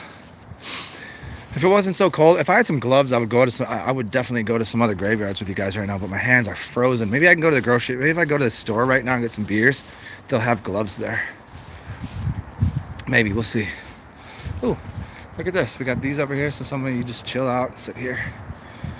That's fun. Okay, now that I know these are here. Hopefully this front gate is still open. I'm gonna take the long route out of here. Oh no! Did I get locked in here? This door better be open over here. Oh no! This would be super silly if I had to walk a long way to get out. Oh no! They've locked me. I literally just got locked in a graveyard. That's so funny. Maybe this one's open. Maybe. Oh no! They locked that one too.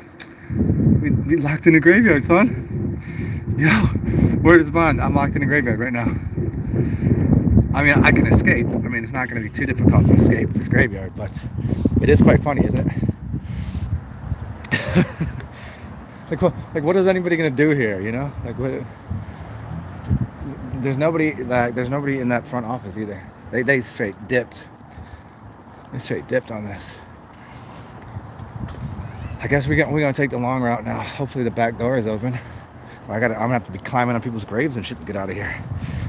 Are you guys entertained by this? You,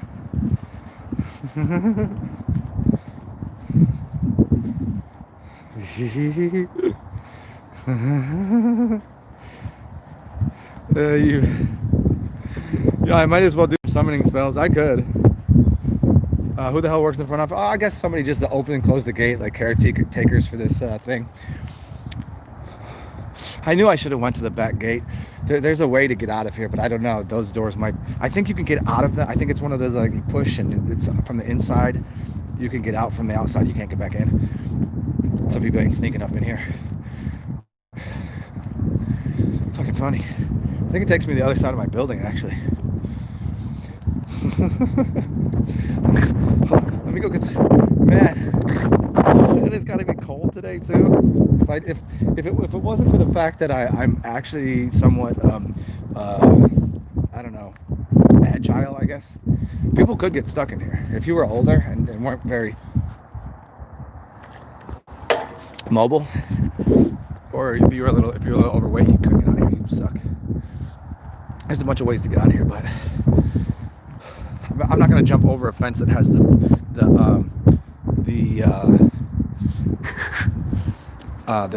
wrought iron because I don't want to get stabbed in my ass or something, or my back, or fall or some shit. I gotta go to this building over here. I can just climb the fence right there. That's my building right there. Ooh, I could probably go this way. Let me see. This might be pretty easy. This might be easier than I thought. Oh, I could dip right through there. Cool. Let's just dip through here. How silly. Let me see. Oh yeah. Escaping a graveyard. Uh-oh. Oh, I got my book bag on. Like a dead body. Graveyard. Hold on. I can take my book bag off. This is so stupid.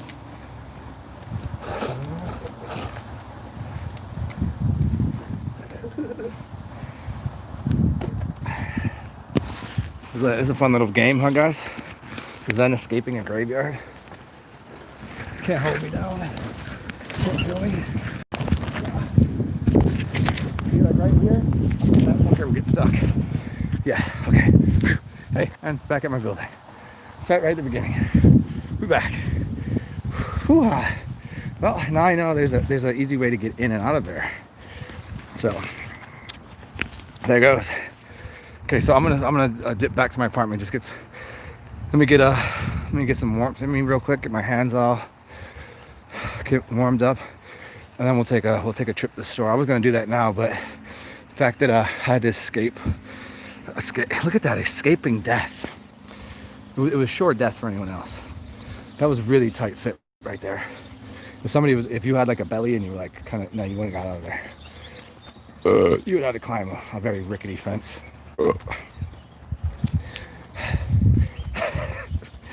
How fucking funny. So close. They tried to kill me.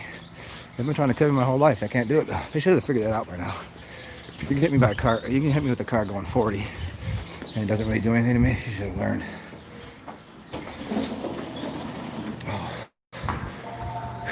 Oh, the warmth right there. Hot veggie soup night.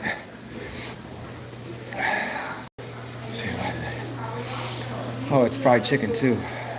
Is it 5 o'clock yet? 5 o'clock on the dot. I can get a 2-piece with the side and a biscuit for $6.95. So I get taters, 2-piece, and a biscuit for $7. Might have to come down and have some dinner. I don't know. We'll see.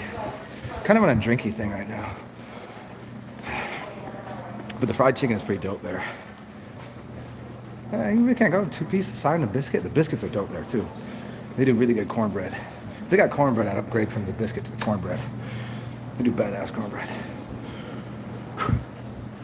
Well, welcome. Welcome back to my constabulary, my domicile.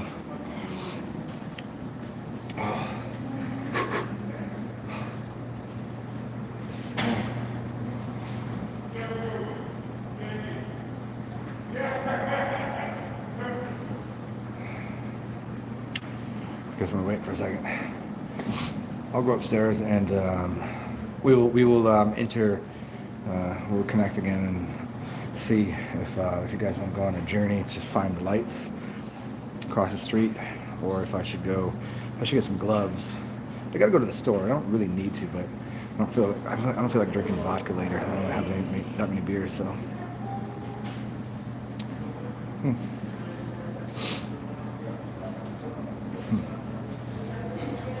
But now we know we can get in and out of that graveyard, though. That's pretty dope.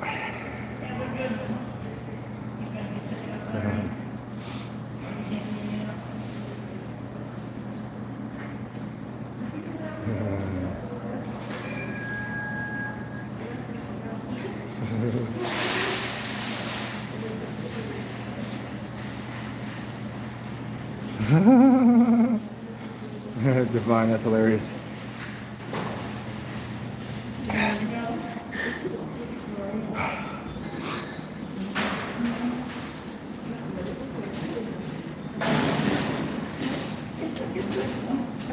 There will be people exiting elevator stage right.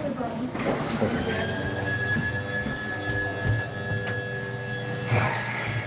Okay.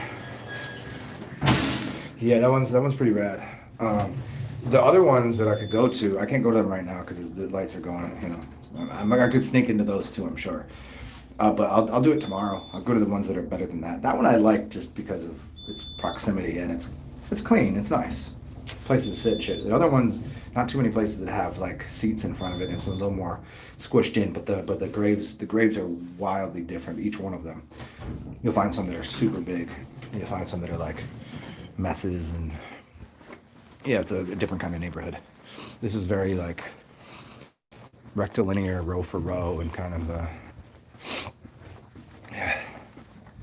Okay, my fingers are almost unthawed. Thawdius.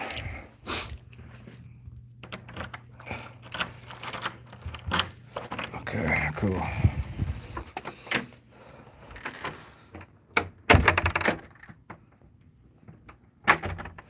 Okay, we're back. Hold on.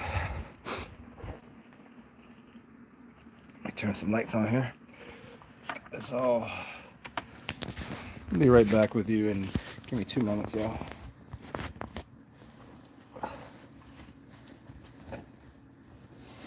Ooh. Ooh, ee. Ooh, ah, ah. Ooh, ee. Ooh, ah, ah. All right. Hope you guys enjoyed the tour of the graveyard. Sorry, we wish it could have been a little longer and a little more. Okay. I think I can almost feel my fingers again. See, that's why I don't like. That's why I don't. Once you're in the warm, your viscosity of your blood changes, and then a temperature change from 75 to 45 is quite a bit. It doesn't work very well. It's kind of like in the opposite direction. You'd be like super hot if you go from somewhere that's 45 and like people outside in 65-degree weather with shorts on. People here when it's 70 might have a sweater on and like a winter cap. I've seen it. I've seen people play basketball when I first moved here. I'm not kidding you when I tell you it was 99 to 103 degrees, somewhere in there. Blazing hot. It was a weekend. So I go to the basketball court right near my house. And I'm telling you, it's 100 degrees. And so I just moved there, and I've been there a couple times. So I'm still like, you know, I got short and white t-shirt, just sweating just profusely. I go to the park, and I'm not kidding you when I tell you there was a dude there wearing a black long sleeve shirt, black jeans, boots, and a black winter hat on his ears, playing basketball. Full court. I mean, yeah, obviously, if you're gonna play basketball in boots, I mean, you got to as fuck. But he could play. He was just like, I probably just had like an hour or two off of lunch break or something. I don't know. Maybe not. Maybe that's just what he was wearing today. I don't fucking know. Out there playing in fucking Timberlands, black jeans, black long sleeve shirt, and a stocking cap in 100-degree weather. Wasn't even phasing him. Wasn't even sweating. I'm sitting out there like, what are you supposed to do? I mean, I got used to the weather after After a few months, I was used to it. After a year, it was like in my blood. And after 2 years, I'm like, oh, this is perfect. But even then, it's still hot. There we go. Well, welcome everyone. Welcome back to my domicile. We will go back out in a little bit. I just want to get my hands all in the correct order. It's like right now, I don't know what I should do. It's because it's 6. Let's see, it's 5 o'clock. So I can make it to see the lights. And I have enough beers that will get me through the walk. But if I gotta go that way. And then to get beer, I gotta go that way. But I don't want to get another 12-pack right now, because then I'd have 18 beers in my backpack. I could get rid of the beers and put them back in there and just take the 12-pack, I suppose. But I don't feel like walking around with the 12-pack in my backpack. Choices. Either way, there's an opposite direction. It's not too far. I mean, it's about a mile either way. So it's a mile to get beers, a mile to go to the park. And I'm showing you guys the lights would be awesome. I don't know who was here for it the other night, but I don't mind. I do it. Oh shit! In fact, I could probably see if Andrew wants to. Yeah, y'all know Andrew, right? My neighbor. He's actually somebody that's really cool that I met. He lived here. There's actually 2 Andrews in New Orleans. One that I just kept getting disconnected with. He's somebody. He's a graffiti artist, hip hop, blah blah blah. I forget what he goes by. I tried to contact him a couple times. He tried to contact me for a couple of years. And I tried to contact. It was just like I lost my phone, changed my phone number. Then I found him on Instagram. We just never hooked up. You know, like I've emailed him and texted him and shit, but we just never hooked up. But he's an Andrew, and there's another Andrew who said, "What's up? You want to go fucking hang out?" I was like, "You from New Orleans?" He's like, "Yeah, I live down the street." I'm like, fuck it. So I knew him from here then. So yeah, this is my buddy. He lives down the street, and we were supposed to hang out today and have snacks and eat. I was just waiting for him to call. He didn't call me. He called me yesterday. I was like, it was as soon as I cooked dinner, like, you know, cooking dinner. I was like, fucking oatmeal and some cheese and some, you know, like that. I was like, dude, I just ate. So, I'm supposed to hang out with him today. Maybe he'll come to the lighting situation with us. Maybe he's on here right now. I don't know. Hey, Andrew, are you here, motherfucker? Yeah.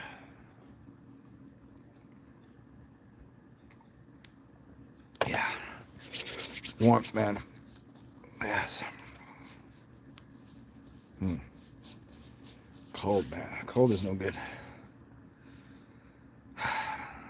Well, so I don't know if the comment section is doing what it's been doing many of times, where it kind of gets a little wonky and people's shit doesn't show up. But, yeah. Last thing I see is Matthew said, that graveyard is pretty amazing. Yes, it is.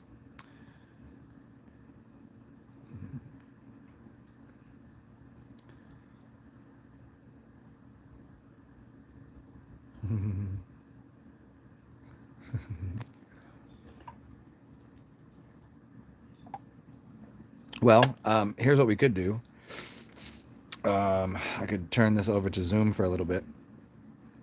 If you guys want to do something besides listen to me talk, if you have any cool shit you want to share, or I could share music or whatever, and you guys could fuck around with each other on the Zoom. Can't do it on here. It's just an option while we're here. I've already opened the room. I could give you the number. Oh wait, the number is at the beginning of the video. You could just see if there's anybody in the waiting room right now. Oh, Christopher Lee's still in here in the waiting room. I don't know if he jumped on the show or not.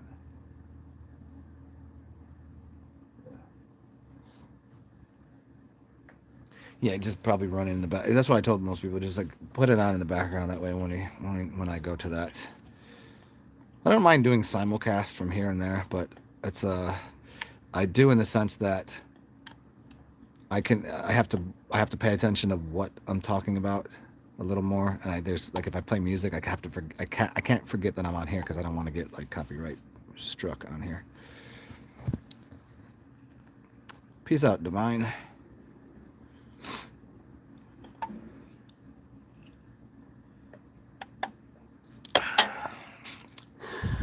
Oh.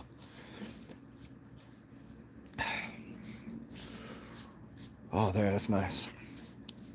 That's you know what that's the the winter cuffing. Just cuff up a chick for the winter. Gotta have the chubby chick for the winter because like right now it'd be so nice to just like have a nice warm body laying next to me. That's yeah. That's the downfall to that's the major problem right with this whole thing right now. Because like, right now I could just go to a bar and end of the night I'm like, hey, it's kind of chilly. Maybe you should come over to my house and we could cuddle. But now it's not really a possibility. I don't know who's really gonna fall for that at the grocery store. Hey, it's kind of cold out there. You want to, who are you talking to? I can't. And they got the mask out. I'm like, I can't really tell what they look like. You might be mad ugly. And I'm not drunk enough at the grocery store to be taking ugly girls home. At least at the club, it's dark and I'm drunk, and an ugly girl could get lucky. She could spend a night with me. Yeah, that happens. I'm not ashamed to say. Ugly girls need love too. Fat, ugly chicks. I'm okay with it. I ain't got no shame. For every fat, ugly chick I've been with like half dozen, beautiful. Yeah. For every dumb chick I've been with smart ones. You know what I mean? For every rude bitch I've been with nice ones. Yeah. So it's all about balance. It's all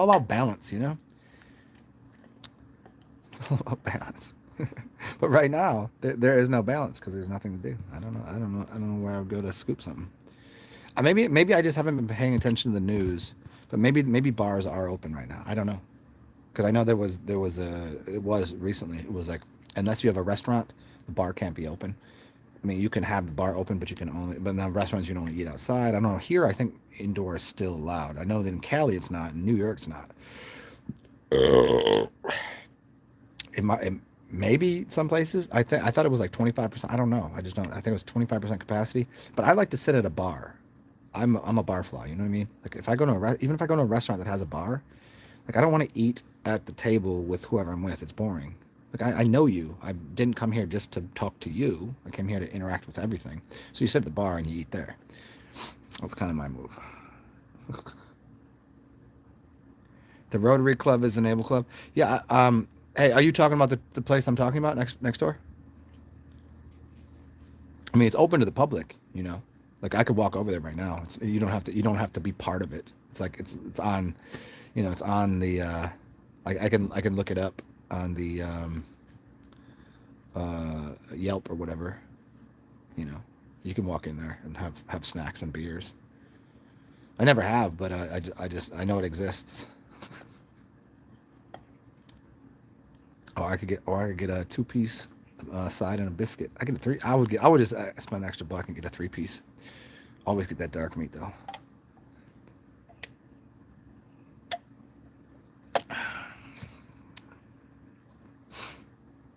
But so say who Addison? Are you saying that the place next door that I'm talking about, the German place, is actually a naval place? Is that what you're saying, or are you just saying in general?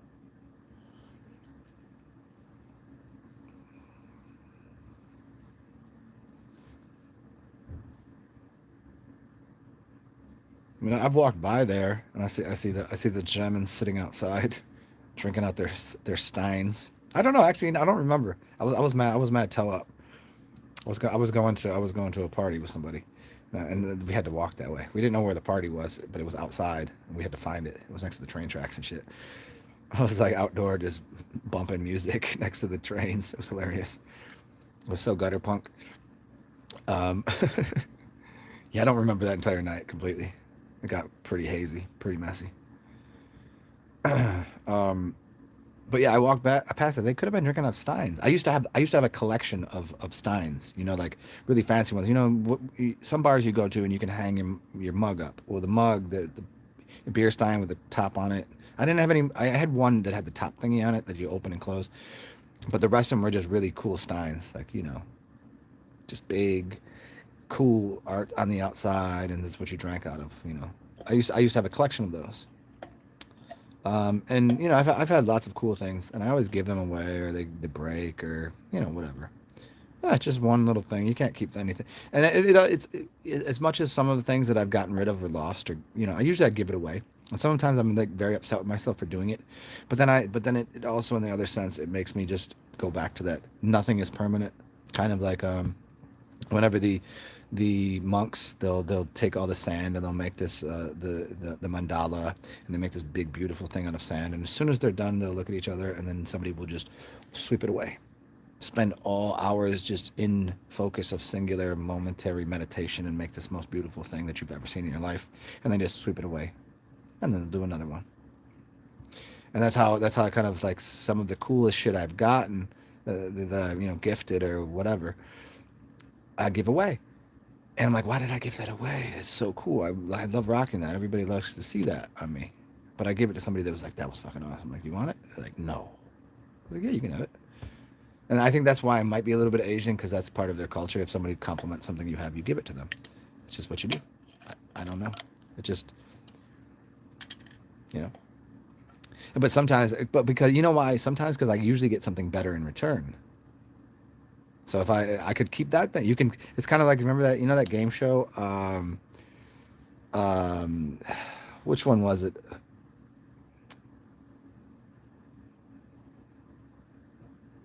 It was on right after. Oh, what the hell is the name of it? Hold on, let me think about this. It was on right after Price is Right. If anybody's familiar with what I'm getting at here. Wayne Brady, was the most recent person to host the show, and everybody dresses up really funny, and there's a box or something, and you could always say, do you want what's in your hand or what's in the box? And if you give away what you have, you might get something even better. That's always kind of like my attitude. What's it called? It was the goofiest show. Everybody just dresses up as goofy as possible. It's like Halloween every day. And does anybody know the show? Wayne Brady is the most recent person to do it.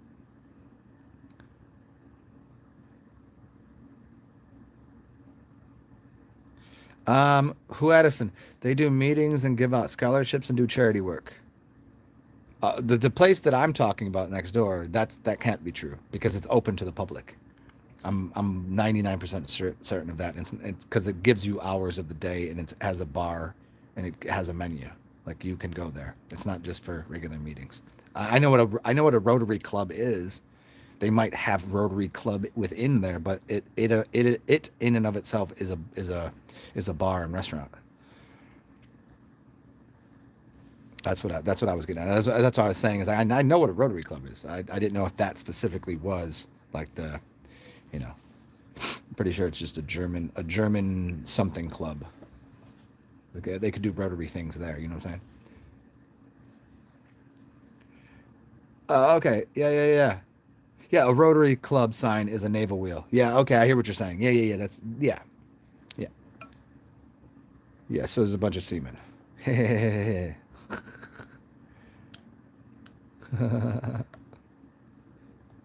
don't know. Well, I mean, if I went there, okay, if that is such, if that is so, if that's the thing, if I walk in there, well, I might not be part of the Navy, but I do look like a pirate, so they got to respect the fact that I can push a vessel around the waters.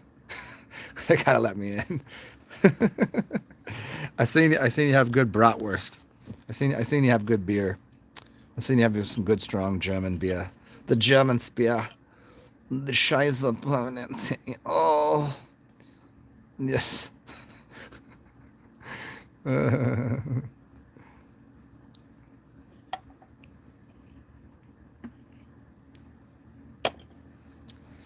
My favorite saying, well, I don't know if it's a saying, it's like a, yeah, I guess my favorite thing that I ever heard about ships and sea faring vessels was what's written on Buckminster Fuller's tombstone. It says, "Call me Trim Tab." Call me Trim Tab. And the reason he had that there, he's like, there is a postage, there's a stamp-sized flap on a giant ship. It could be the biggest ship, 300-400 feet. It's just giant ship, right? And you got your rudder, but then there's a little trim tab, which means you just slightly adjust that trim tab, And you can take a ship that is thousands of tons, gigantic, and with something the size of a postage stamp, adjust it, and you can turn an entire ship around. Call me Trim Tab. I think that's genius. Taking Ziggy out for a shit.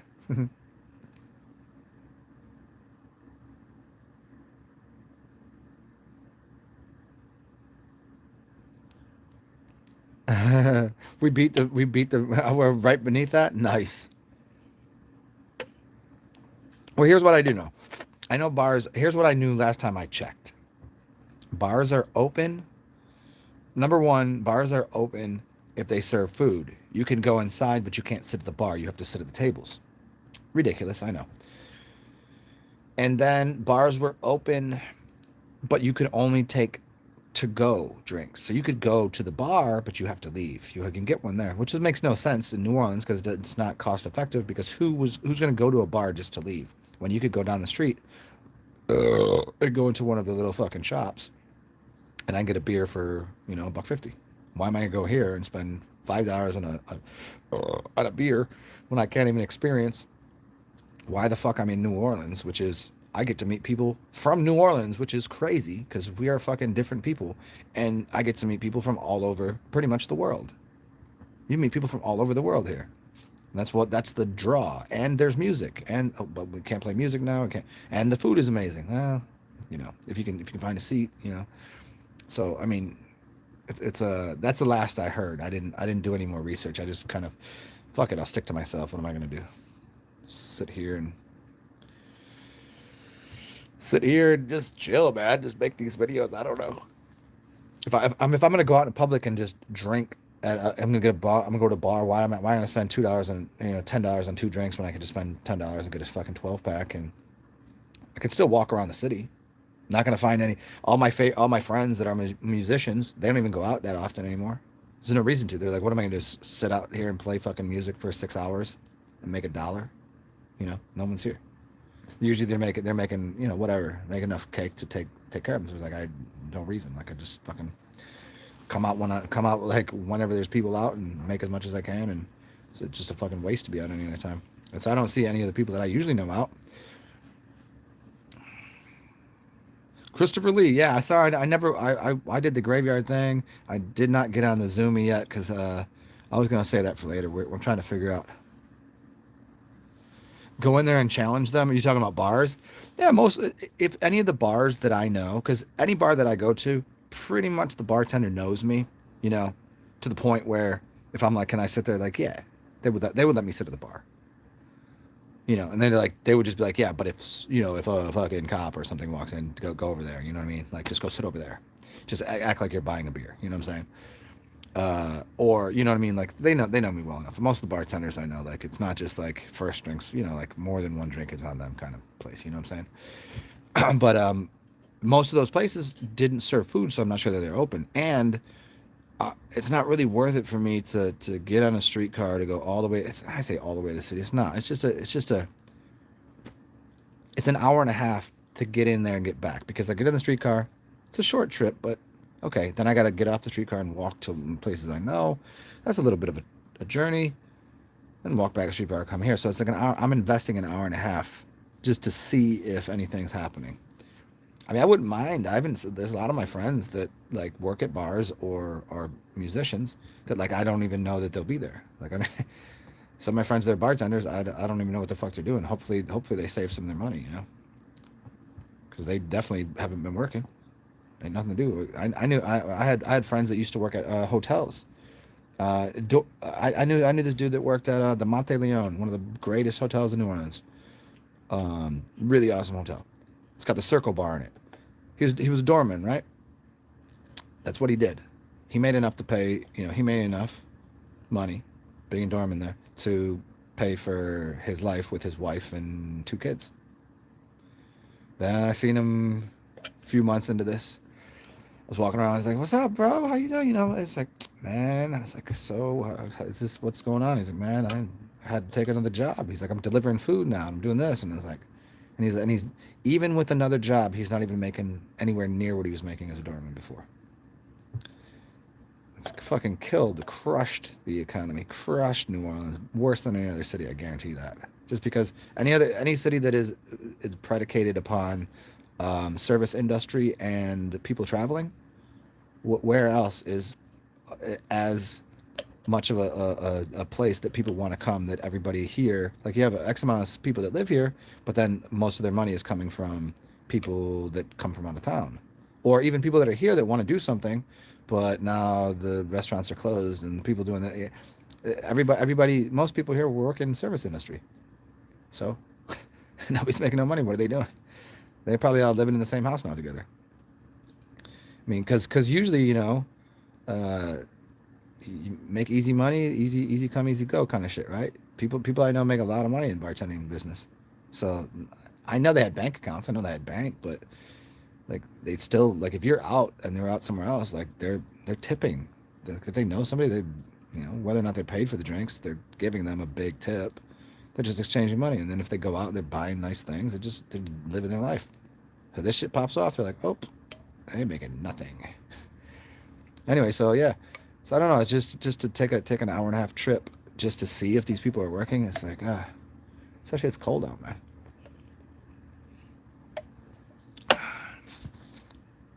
Maybe on the weekend I'll try it out. But I mean, I wouldn't really have to challenge anybody, especially. Yeah, you've been the only one there, man. Do I ever go to Holy Ground? Holy Grind? You talking about, or Holy Ground? Yeah, I know the bar. It's trying to think of how far it is from here. Yeah, it's not too far. I would take the streetcar to get there, though. Yeah, I'm at the end of the line, man. That's where I live. I live at the end of the line, end of the red line, not the graveyard and the other end. Yeah, I hung out there a little bit. I got to know one of the bartenders there. Actually, I got to know a couple of them there. I was pretty cool with them, but just the general, like whenever I was there, because where it was in between where I lived, so it wasn't kind of like on my journey. It was on my journey to places, but it wasn't a place that I really wanted to get off and go hang out at. Like it was cool. There was a certain type of people there, at least the times that I went. There's a couple chicks that I met out. They're like, oh, you want to go hang out over there? I was like, cool. So I hung out with them there. Yeah, it's a cool place. I could take it or leave it. It was all right. It was never packed enough. There was pool tables, which was cool, but nobody really was there ever to play pool. The people, it was kind of a little hipster-ish, a little bit like that to me. I don't know. It was cool. I like very Irish bars. I like very hole-in-the-wall divey fucking places. I want places where people are like scummy. Or I like fancy bars now and then. Um, yeah. Anywhere on Frenchman, there's a Bombalous. I know the guy that runs that place. He's fucking hilarious.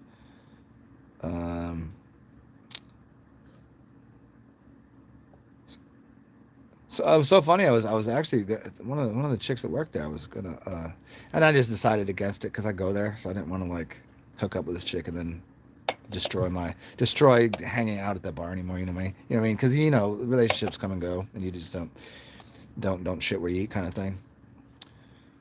Not that it would have ended bad. I just I could tell she already liked me too much. So where else do I go? Oh, Vaso. Vaso's cool. I used to hang out at Vaso all the time. Outside mostly. I would just, because they have doors open there. I would just hang out outside and just get stoned and fucking drink and talk to the bouncers. And I go inside and get a drink every now and then, just because you don't be a dick. So I go inside, talk to the bartenders every now and then, and sometimes go inside to dance because there's some sexy chicks in there. And places like Lucky's, what is it? All the Russian-owned places that have a washer and dryer in there. Checkpoint Charlie's. It's Checkpoint Charlie's right there, right? It's open 24 hours. Yeah, I've definitely made some messes there. Yeah, really. Yeah, 4 or 5 in the morning, weirdos. Yeah, fun times. See, so those are my kind of places.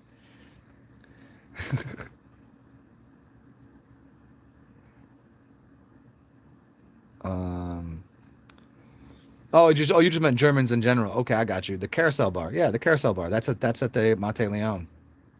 It's like one block off of Canal Street. Do you not know it? If you go down all the way, almost to the end of the streetcar line. I forget what street is it on. It's okay. So you pass Bourbon and like two, one, two stops past Bourbon. You get off right near the hippie. Um, South Jefferson Davis. Yeah, it's not Jeff. Jeff Davis is no. It's farther. It's the other direction. No, go the other direction, dude. Go towards the water. It's where the hippie gypsy. Take a left there. Take a left at the hippie gypsy. The gypsy hippie. The tipsy gypsy hippie. That one. The tipsy gypsy hippie. I like that. I'm gonna say that. It's just the hippie gypsy. And then you go. It's like one block in. Just past there. Just past Unique's. Unique's, the grocery store right there, where you get all the where all the you just buy anything you need. Just past there, and they have the carousel bar in there that spins in circles. Takes 14 minutes and 40 seconds to go around in a circle. Wonder why they would choose that. 144, huh? I'm pretty sure that's what it is. 14 minutes, 40 seconds. Yeah, South Jeff Davis. That's where the Red Door bar is. That's up in Mid City. Yeah, no, I'm saying go the other direction. What is that? It's right near Mid City, but whatever. Anyways. So what are you doing, Christopher Lee? You were just waiting on there? Yeah, I went to the graveyard, man.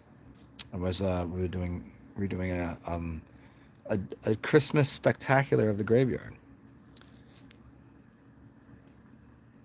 I think what I'll do here in a second, momentarily, is I'm still considering what to do about going to go see some lights and stuff. Here's what I'm gonna do. I'm gonna call this a show, but what I'm gonna do is I'm gonna come back on here momentarily. I'm going to take a piss. I'm gonna consider whether I want to eat. I'm gonna make a couple phone calls, see if my dude wants to go hang out. Maybe go over to definitely gonna have to go get some more beer. But we'll go to the park. And we'll go look at some lights. What do you think? Lionheart around Frenchman. I know the I don't know that person. I know the taco dude. What do they call him? The old Spanish dude that always got the hot what does he got? Tamales? The tamale man. You know the tamale man?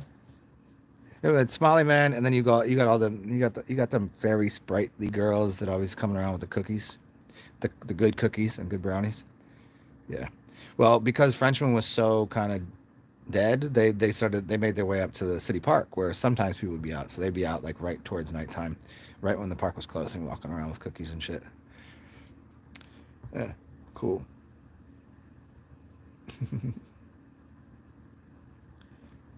Lionheart. I'll check. I'm. It's funny. I probably know who that is. Like I hang out in the streets more than it appears that I should. Like I have a place. I'm not like. I'm pretty comfortable here, but I hang out in the streets a lot. Like I know a lot of people that are either gutter snipes or bums or whatever the fuck you call them, or crusters or whatever, or people just like doing their like musicians and just the people that are just fucking around the streets every day. I mean, I haven't any recently because it's just nothing to do.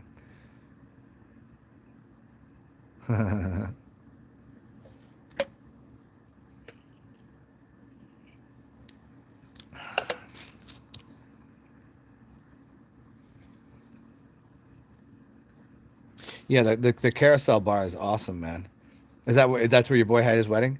Yeah, that's a really cool place. That's in fact the first place. Canal. Yeah, Holy Ground is Canal and Jeff Davis. That's right. Yep. And so it's closer to Mid City. Yeah, Holy Ground. Yeah, and there's a couple cool bars right around that area. It's kind of near the what's the name of the beer garden? There's the beer garden and the wine garden. And so the wine garden is in the back. It's a separate building, and then the beer garden is in the front. And then there's a middle area where they it's the same owners. And then it's all outdoor seating, and that was one of my favorite places for. And there's a pool table in the front and the beer thing that people come and play. They play pool there. And so that's one of the things I miss about going out is I play pool like this. I've passed many, many, many hours playing pool.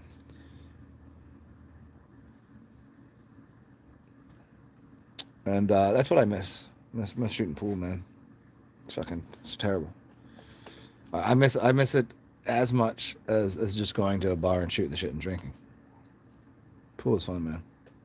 Shooting the pools. But yeah, yeah, wait, he said no holy ground? Okay, the holy ground is there, but you went to your buddy's wedding at the carousel bar at yeah. It's a lion burp right there. Okay, so check it out, everybody. Big homies, little homies, whatever y'all's is.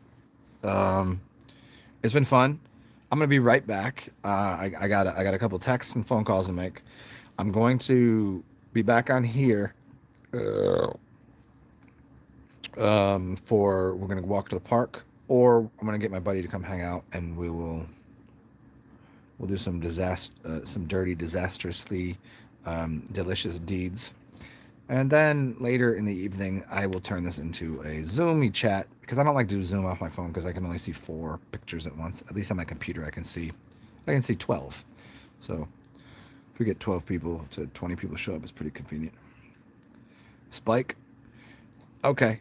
Yeah. Yeah, there's a lot of people I know just from like we just fucked up together, and I'll kind of know their name for that evening. You know, I'll know who they are. Like if I see them in their face, they know who I am. I know who they are. It's like what's up. But yeah, I don't remember too many people's names. Like I know some of the musicians' names. Some of the train hoppers. You know what I mean? So check it out. I'm gonna get the fuck out of here, and I will be back on here in probably like half an hour or so. A couple phone calls. I'm gonna consider whether I want to eat quite yet. I probably don't. I'll probably eat later. And yeah, we'll go to the park, and look at some lights, and talk some more shit. So good to see everybody. And as always, if you want to, Chubby Black Dude, I do know a couple. Maybe I do know him. If he hangs out near the church, I probably know him. If anybody wants to, you can always find a way to donate to me. It's beneath. It's the $sign TSARXEN. Capitalize the T and the X. And that's through PayPal or Cash App, and I do appreciate that because it keeps a roof over my head and it keeps the lights on, and this shit right here, I can keep talking to you guys, because without that, these things do not exist. So we'll talk soon. I'll see you guys shortly. Toodles. Be weird. Inspire the world, and cleanse yourself. Get on that cleanse, yo. There's all sorts of ways to cleanse. You can look through all my videos. There's lots of them. Bye.